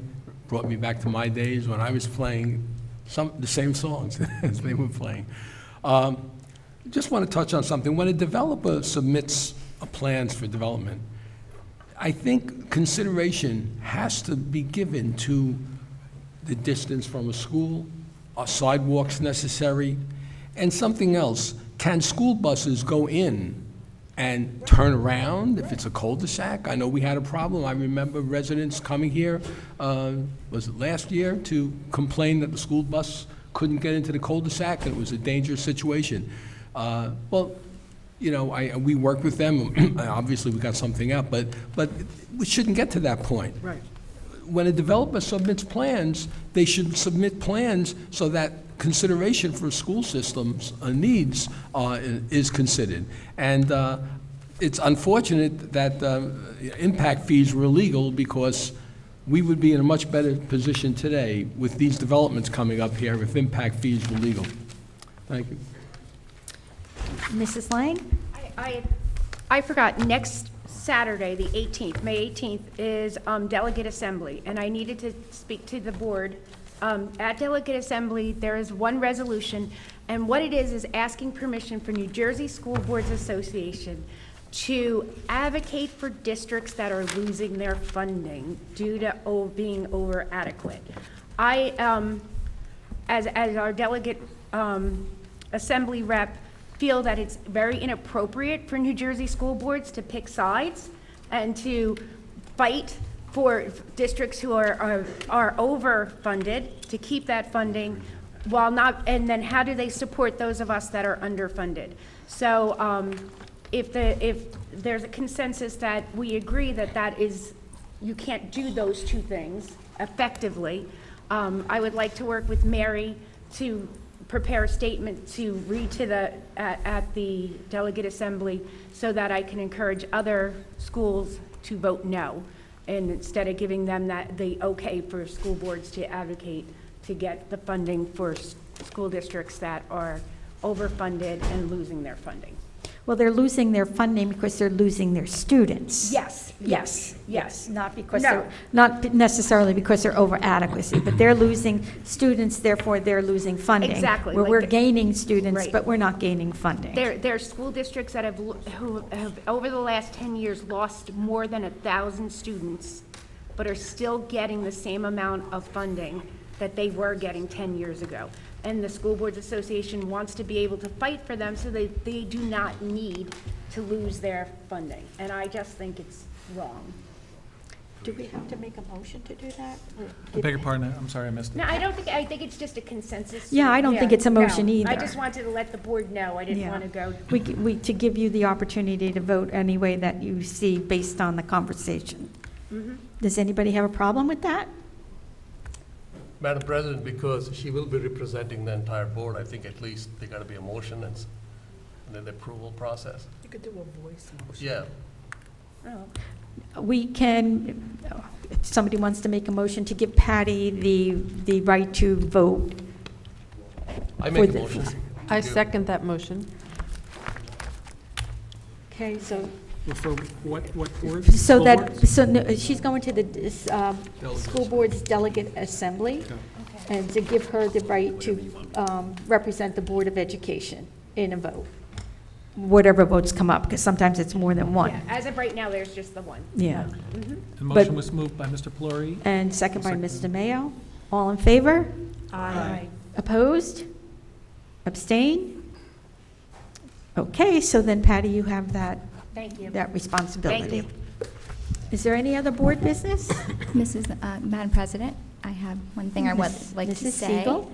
I wanted to congratulate all the students that were recognized last night at the town council meeting. The Human Relations Committee had recognized the students for character education on the different pillars of caring, responsibility, respect, fairness, citizenship, and trustworthiness. So I want to recognize those students. They spanned all through our district. And I also want to thank all the teachers tonight and educational services professionals who were recognized. It was really a nice event to be at, and the culinary students did a phenomenal job with their preparing of a wonderful meal. And I did want to thank, I actually want to congratulate Kathy for 20 years of service to our you. Board of Education. Thank you. Thank you for all that you've done, and Patty and Steve on your certifications from the school boards. Thank you. Mr. Ryback? I just, it made me think, when I was congratulated the students, culinary program, I forgot to congratulate the teachers as well. And I think that's so important because it's all about the kids, and they're in the front lines with the kids doing such a great job. And equally congratulate Patty and you for the recognition Steve. that you so well deserve, both of you. Okay, at this time, we will go to public forum. Anybody from the public wishing to come up, please state your name and address for the record. And we will adhere to a 4-minute time limit, and when the timer goes off, your time is over. Drive. I would like to reiterate Mr. Chiarella's comments. Having been in this district for many, many years and seeing budget defeats and the repercussions of those and the first cuts that come being made to kids, it does look like retribution and retaliation. We've been hearing residents asking for their taxes to be reduced for many, many years, yet 4 months ago, 3 months ago, we went out with over $100 million referendum, and we thought that was legitimate to ask the taxpayers to fund. Yet, we're making, on the average assessed tax levy impact, the decrease that you've made is only a $5 decrease on the average assessed home. I just find that comical, that that's what we do. We asked for $140 million, and we have a committee now formed to yet again talk about building more schools, but we're going to cut $5 out of our budget. That does impact the students. And Mr. Pelori, I think that's wonderful that you went out and did that research, but did you do the research of how many students are going to be affected at the middle school for no buses for after-school programs? Because the state law for busing to and from school, I believe, is 2.5 miles, I would rather see the courtesy busing to and from school taken rather than the after-school buses that take away the opportunities for students to stay after and participate in clubs. You talk about the speed limit on Cranberry Station. However, the speed limit on 522, where Brookside and Barclay Brook is 50 at one point, and I believe it goes down to 45 as you approach Brookside School. There is a development there, Devonshire, that does walk. There are no sidewalks from Devonshire to Barclay Brook. What those students have to do is walk through the Brookside School, in one door, out another, through the parking lot at Barclay Brook and into Barclay Brook School. So when you're talking about, and the Devonshire parents came out here and they spoke about their concerns, and the board continued to do that. Applegarth Road is a 45-mile-an-hour road. That's a very heavily traveled thoroughfare through Monroe Township in the morning. If we're looking at Cranberry Station and that being too dangerous to walk, then walking on Applegarth Road would equally be dangerous. So would on 522, because you have a lot of Manalapan coming through and Monroe residents. That's a thoroughfare to the turnpike. So then you should be looking back at Devonshire walking as well. And I just wanted to find out, did you confirm what Mr. Meany said last month? There are no sidewalks? Please address your comments to the chair and not to specific board members. Did Mr. Pelori confirm what Mr. Meany had said, that there were no sidewalks on the where Woodland was being asked to walk next year? I do not know the answer to that. Can you let Mr. Pelori? We're not having a conversation between the public and the board members. Okay, I guess that answers my question. And I'd just like to say, you know, taxes are important, and tax increase, and I do think that you should be looking. I do agree with Mr. Chiarella that we have a lot of administrative costs. We've given raises this year, we've given retroactive pay. Maybe that's where you start cutting first. If that's where Trenton is telling us we're over adequate, we should be looking at that and not taking away from the kids.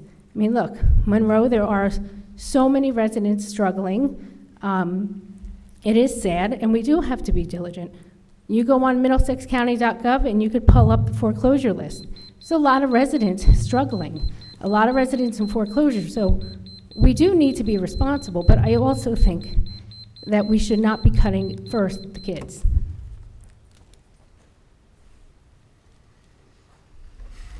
Mark Klein, 7 Crenshaw. I'm not going to address the funding problems because I've done that until I'm blue in the face, and I have other things that are more important to talk about today. First of all, quickly, it was pointed out to me after I spoke earlier that on the agenda, you will be in closed session talking about the superintendent. So in reality, when I said what I said, that fell within the agenda, but I'm not going to get into a match with you on that.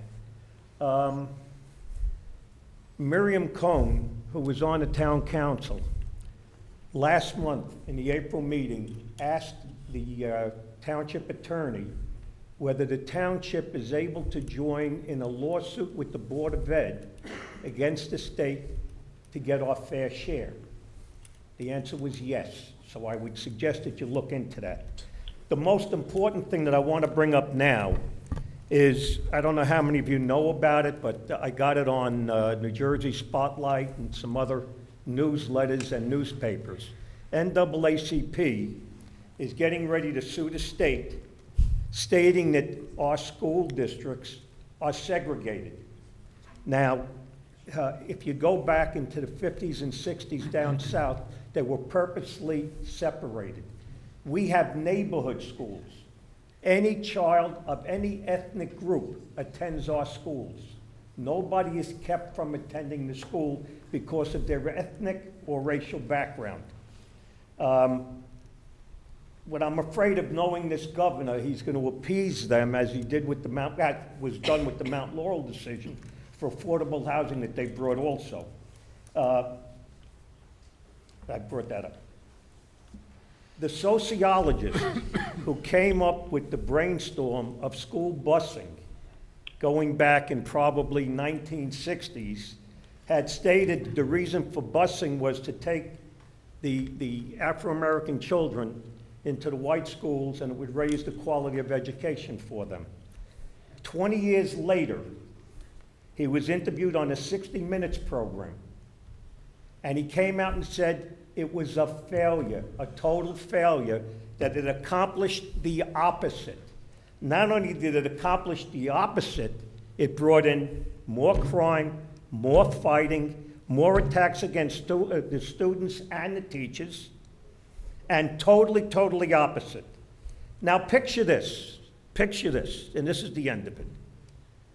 People bought homes, families, in Monroe Township because we have a fabulous school system. They pay high prices for their homes. They're paying anywhere from $14,000 a year to upwards of $20,000 a year in property taxes. So this way their kids can get an excellent education in our schools.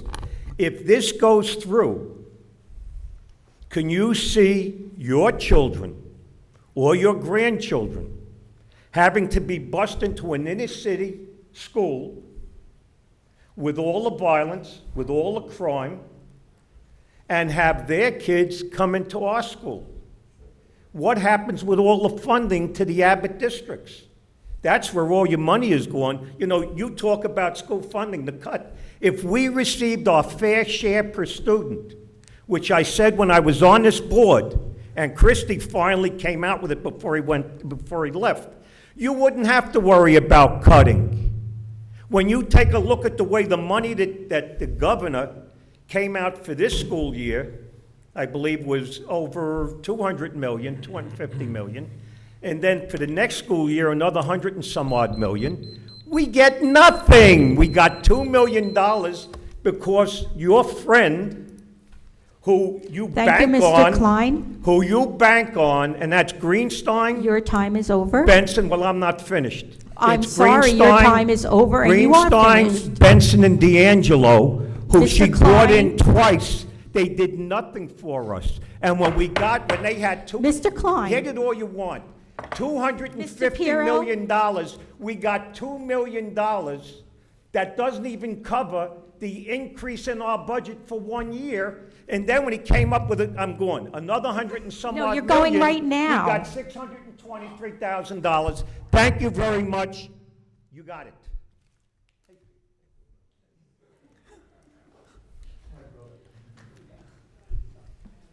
Roger Maney, 22 Harrigan Avenue.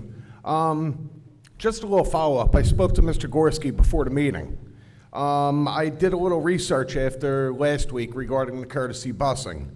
And state law, a school district that provides busing services shall adopt a policy requiring the transportation of students who must walk to and from school along hazardous routes. The policy shall include a list of hazardous routes in the district requiring the busing of students and the criteria used in designating the hazardous routes. In adopting its policy, the school district will consider, but shall not be limited to, the following criteria: population density, traffic volume, average vehicle velocity, existence or absence of sufficient sidewalk space, roads and highways with steep inclines, drop-offs, bridges or overpasses, and it goes on, okay? But there's something after the criteria to be met that I don't think anybody looked at. And if they looked past that criteria, it says, a school district shall work in conjunction with municipal officials in determining the criteria necessary for the designation in a hazardous route. Any additional costs incurred by a school district in implementing this will be borne by the state. That means the state is going to pay for the courtesy busing. Plain and simple English, okay? This cut was done without anybody even looking at criteria. This cut was done without anybody looking at the roads to see if they were striped and prepared. I mean, you know, the courtesy busing that you're gonna cut, go out and get prices on striping those roads, okay? Because when I talked to the mayor on Monday, and I said, well, if we don't have busing, we need to add crossing guards. And he goes, that comes out of our side.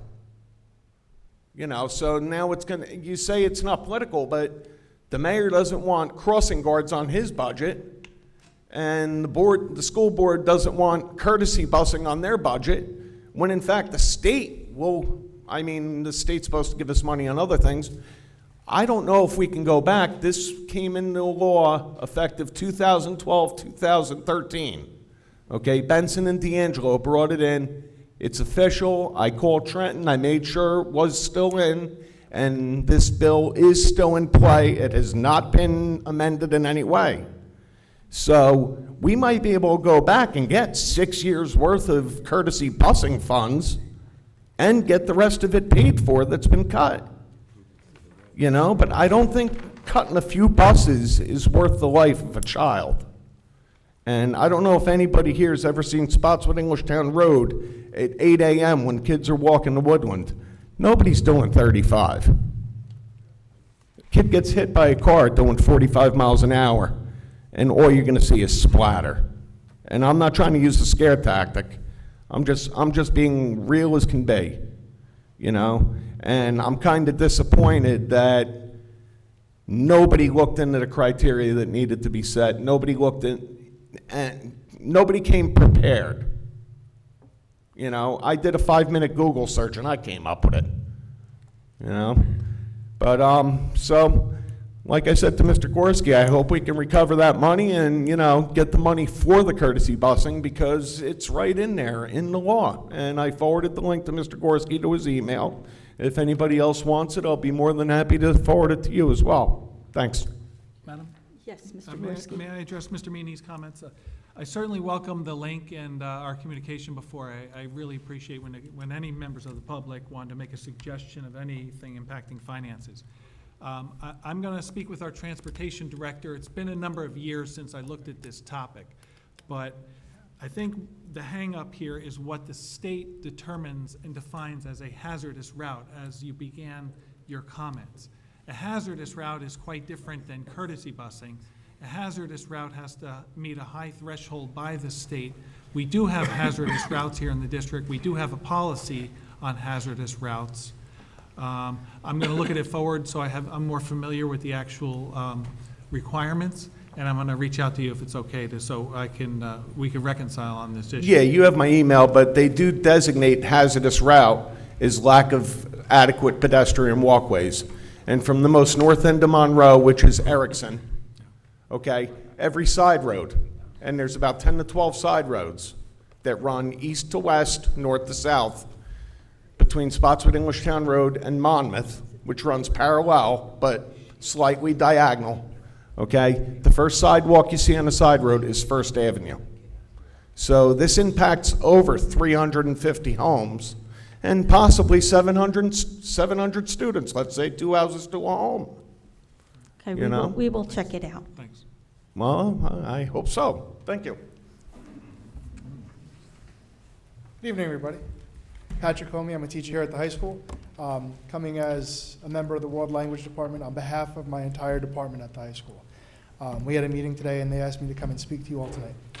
I have a couple comments and questions regarding proposed curricular changes at the middle school.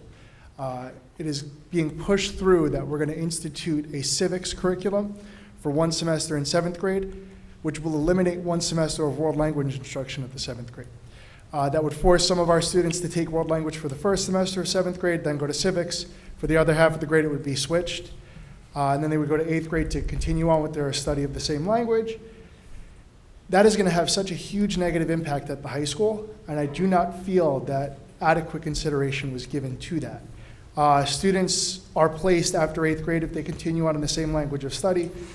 They're either placed back into level 1 to repeat the language and just go over some of the basics again, or they're placed into a standard level 2 track, or they're placed into 2 honors, which will set them up for AP as seniors. Over the past few years, we've instituted the seal of biliteracy through the STAMP test. We've been wildly successful with that, largely in part due to the middle school curriculum that we currently have in place. Our AP numbers are great. We are running AP courses in French, Spanish, and Italian due to the strong middle school program that we have. My department feels very slighted that we were not consulted regarding this. It's not right for the students. It's going to have a huge negative impact on their performance. The legislation in question, it was Senate Bill 2762, has a date that this will be pushed through by 2020, 2021. We really do feel that this is being rushed. If the legislation is not supposed to be pushed through for another year, it's still in committee. This isn't even law yet. I really do feel that we're rushing on this. If you guys could just shed some light on that as to what your thought process was in going through that process. A lot of civics has to do with being global citizens and being globally and culturally aware and diverse. By attacking world language to accomplish that goal, it's kind of counterintuitive, in our opinion. Dr. Alvick, do you have an answer to that? I can answer part of it, yeah. When the board goals were included to add a civics course at the middle school, we worked with the middle school administration to try and figure out how do we fit this into a student's schedule, and that was what was suggested. We're going to be looking very closely this summer at the curriculum of both the civics and the 7th grade language courses to see how we can adjust that. One of the benefits of what we've been doing at the elementary level is our students are coming into 6th grade a little bit more prepared based on our blended learning program at the elementary school with the world language teacher and Rosetta Stone, that they're supporting that in the classroom. So we're going to look at that. We don't know how it's going to affect the numbers, but there's only so much time in the day to try and fit everything in. Because the other requirement in middle school is the financial literacy piece, which we had to figure out how we were going to fit that into an already tight middle school schedule. Right, and in regard to the elementary school, the only thing with that is that it's exclusively Spanish. So when students do Correct. get to 7th grade, they could have the option of going to French or Italian, so that does put them at a little disadvantage. Also, the piece of legislation that I found interesting, it says that the board shall ensure that the course of study includes a minimum of 1 semester of instruction or the equivalent. Would it be possible to embed the civics within a social studies course already? And to go back to what the topic of discussion has been tonight, finances. By hiring 2 new social studies teachers at the middle school to teach these civics courses, you're spending over $100,000 on these 2 employees, when if you just embedded it within courses that already exist and made it that equivalent of 1 semester, we could save $100,000 right there. Yeah, that was something we looked at, and I know we looked at the middle school, the social studies standards, and trying to fit it within. We already do civics within a lot of our things, but this was more specific. So it would be adding it into the curriculum. But this is something that we're aware of it, and we're going to have to keep a close eye on it and how it affects the programs. Could we possibly keep somebody from the high school in the loop on that, or can somebody be a voice from the high school to keep our opinions and what we do? Yeah, because I don't see a problem it's with going that. to see it's so impactful for level 4 honors. You might want to call Dr. Alvick tomorrow because your timer went off. Sure. Thank you very much. Yep. Anyone else from the public wishing to speak? Hi. Good evening. I'm Maria Fastraponte from 7 Angelina Court. And first, I just wanted to congratulate our board members on your awards. I think that's great, and you represent us very well, and I want to say that. I just wanted to thank the Board of Education and the school administration for all your hard work that you've put into the budget process. While I know budget cuts are not easy, and I definitely don't envy any of you up there tonight, do appreciate all the effort and work that you've put into this and trying to make these cuts as easy to take as possible, and just wanted to thank you all. Thank you. Anyone else from the public? Prakash Parab from 33 Dana Drive. A lot of discussion on the budget. When I was there at the prelim budget, we all clapped. It was a good job. And now you cut from 2.17 cents to 2 cents and all this.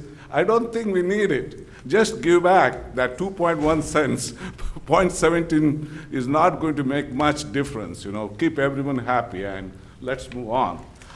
Anyway, the BOE committee and the president, I always go and meet the legislature. So I had a chance to meet Senator Greenstein, and we had 1.5 hour discussion, I will bet you, discussed on 3 topics.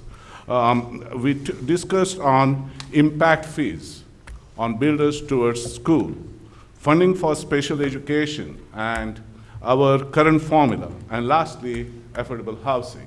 I do that even in the council, and I'll not stop it, and we will not stop it. Our community and will not stop it. We'll work with the entire township. So, we had a very good discussion, candid discussion, and Senator Greenstein agreed that there is a current bill on impact fees.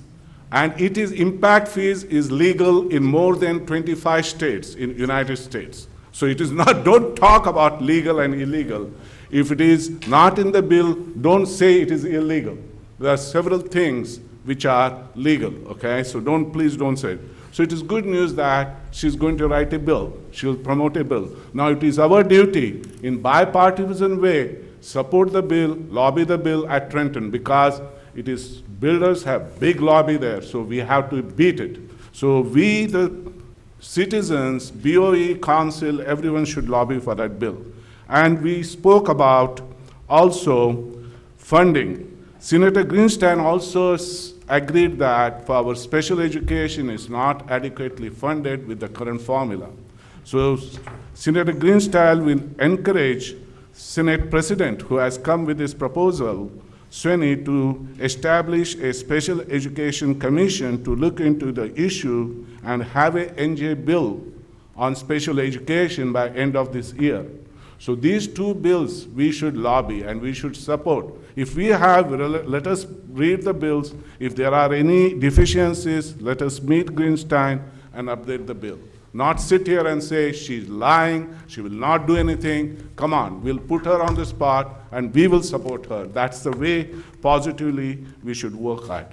Regarding affordable housing, we had 30 minutes of discussion. We know that the builders are taking opportunity what the verdict the court is passing. The court has passing verdict in favor of the high density housing. For the builders, builders are making money, and builders give a big talk what they're doing good for the affordable housing. Nonsense. It takes 20 years to build the affordable housing. They are not doing anything for the affordable housing which we need. She agreed that we don't have good bill, and we should continue to debate at academic level and all. By next year, surely we'll have some bill for affordable housing. She said that look at the Plainsboro, look at Cranberry, look at East Windsor, South Brunswick, how the township has, tackled affordable housing. I'll tell you, we have not done a good job, okay? The mayor and the council may debate. I'm ready to debate with them. They have not done a good job. So as a next step, I request that once these bills are in process, we at the Board of Education, you have every right. What is good for the children, you have every right to lobby for it. We citizens, other communities, all will support it. Council also will ask to support it. So, okay, thank you very much. Thank you.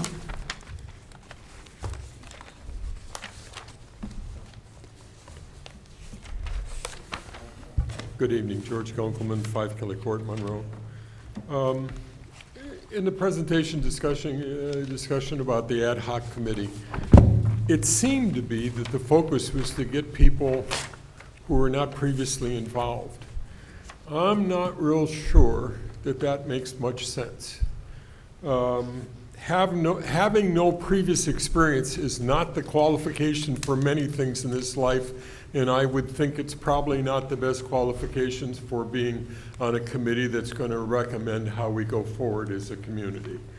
But I guess if you want to try something new, that might be a shot. But no previous experience, in my experience, is not the direction to go in when you're looking for advice. On the topic of sidewalks, I go to way too many meetings. And how it works, the only time that the planning board, in general, I won't say 100%, but 90-some% of the time, and these projects go ahead of, before the planning board and the zoning board, depending on where they start. The only time they're going to get relief from sidewalks is if it's one, very small, and two, not connecting to anything. Thank you. And then that money goes into a fund, the money that is done by an engineer's estimate, in other words, what it would cost them if they had to put them in. And that becomes available to put sidewalks in places where they're needed from previous developments or long-standing things where they might connect people up and give a service to there. Now, onto the particular topic of the kids having to walk through one school to get to the other school, I think when that project was approved, there was some obligation that was stated in the board meeting that the developer was going to participate in extending the sidewalk so it did work. If that didn't, someone should investigate that, and that's, certainly that sidewalk should be built. Those people that are walking to those two schools should have a safe way to do it, and if it's not in the approved plan from the planning or zoning board, I forget which one it went before, there is that fund that should build that. So we can get that sidewalk. The kids shouldn't have to go through the school, except maybe when it's raining. That's all I had, thank you. Thank you.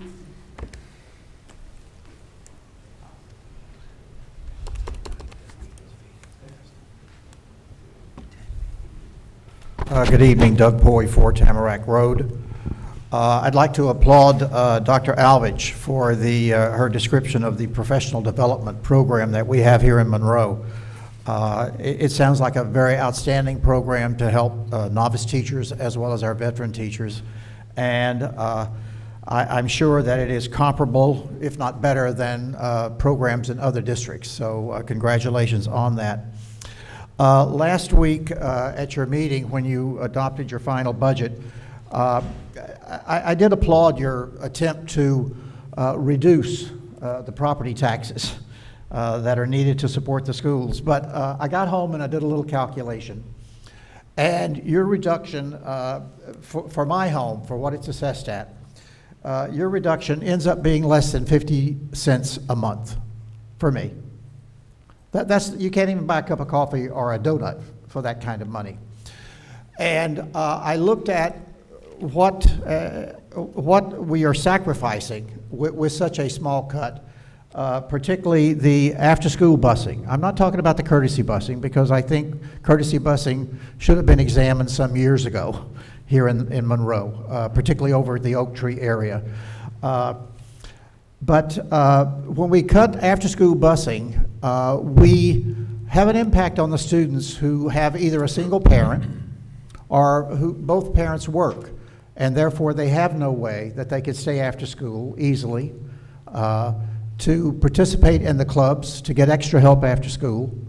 So I was very, very disappointed that you had decided to cut after-school busing.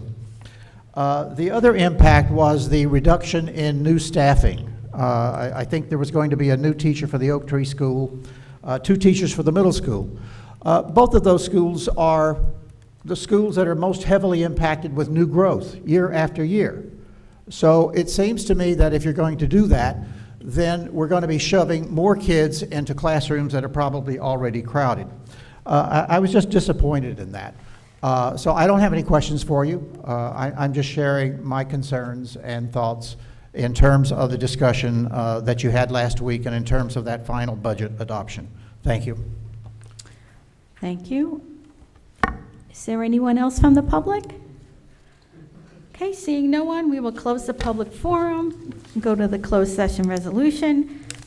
Be it resolved that the Board of Education of the Township of Monroe hereby moves to go into closed session in accordance with the Sunshine Law, Chapter 231 of the Public Laws of 1975, NJSA 10:4-6 to 10:4-21 to discuss the following subject: position of Superintendent of Schools, discussion of deliberation process. Following closed session, action may be taken. The discussion conducted in closed session can be disclosed to the public at such time as the need for confidentiality no longer exists. Motion. Mr. Mayo? Second by Ms. Siegel. All in favor? Aye. Opposed? Okay, at this time, the board will move into closed session, but I have a resolution before we go in. It is recommended that the Board of Education appoint Steve Ryback as temporary board secretary for this meeting in accordance with NJSA 18A:16-1.1. Motion? So moved. Seconded. DeMayo and Andy Pelori. All in favor? Aye. Opposed? Okay, at this time, the board will move into closed session. Okay, at this time, the board will come back into public session. Anyone from the public wishing to speak to closed session items, please come up to the board and state your name and address for the record. Mark Klein, 7 Crenshaw. The only reason why I want to get up now is to apologize to all the other people on the board for me getting That out is, of hand. Mr. Klein, that is not a closed session item, so you cannot speak to that. Well, I figured that. Yeah. Now, closed session, you're talking about the bit about the superintendent? We are discussing the position of superintendent of schools, discussion of deliberation process. Because I would have figured that if you made a decision and you're going to announce the decision, then wouldn't it be right to have the public We're not portion- announcing a decision. Oh, you're not? Not Okay. tonight. Okay. So if I can address that issue, I'm not involved. I don't know what you've done so far. Well, this is about the process, so you cannot. Okay, the process. You cannot discuss. Could you explain what the process is? No, I cannot, because it's a confidential process. So how the hell can I ask a question about the process? Exactly. Okay, then I guess my time is up. So I used my time to apologize to all of you and Steve for what happened before, but I wanted to finish what I had to say, and I was not allowed to finish what I had to say. So just keep up the good work and good luck. Enough, okay? I finished. Thank you. Anyone else? Okay, then the next scheduled Board of Education meeting is May 30th, 2019, 7:00 p.m. at the Monroe Township High School. Motion to adjourn. So moved. Second. Mr. Polari, second by Ms. Arminio. All in favor? Aye. Opposed? Then the meeting is adjourned.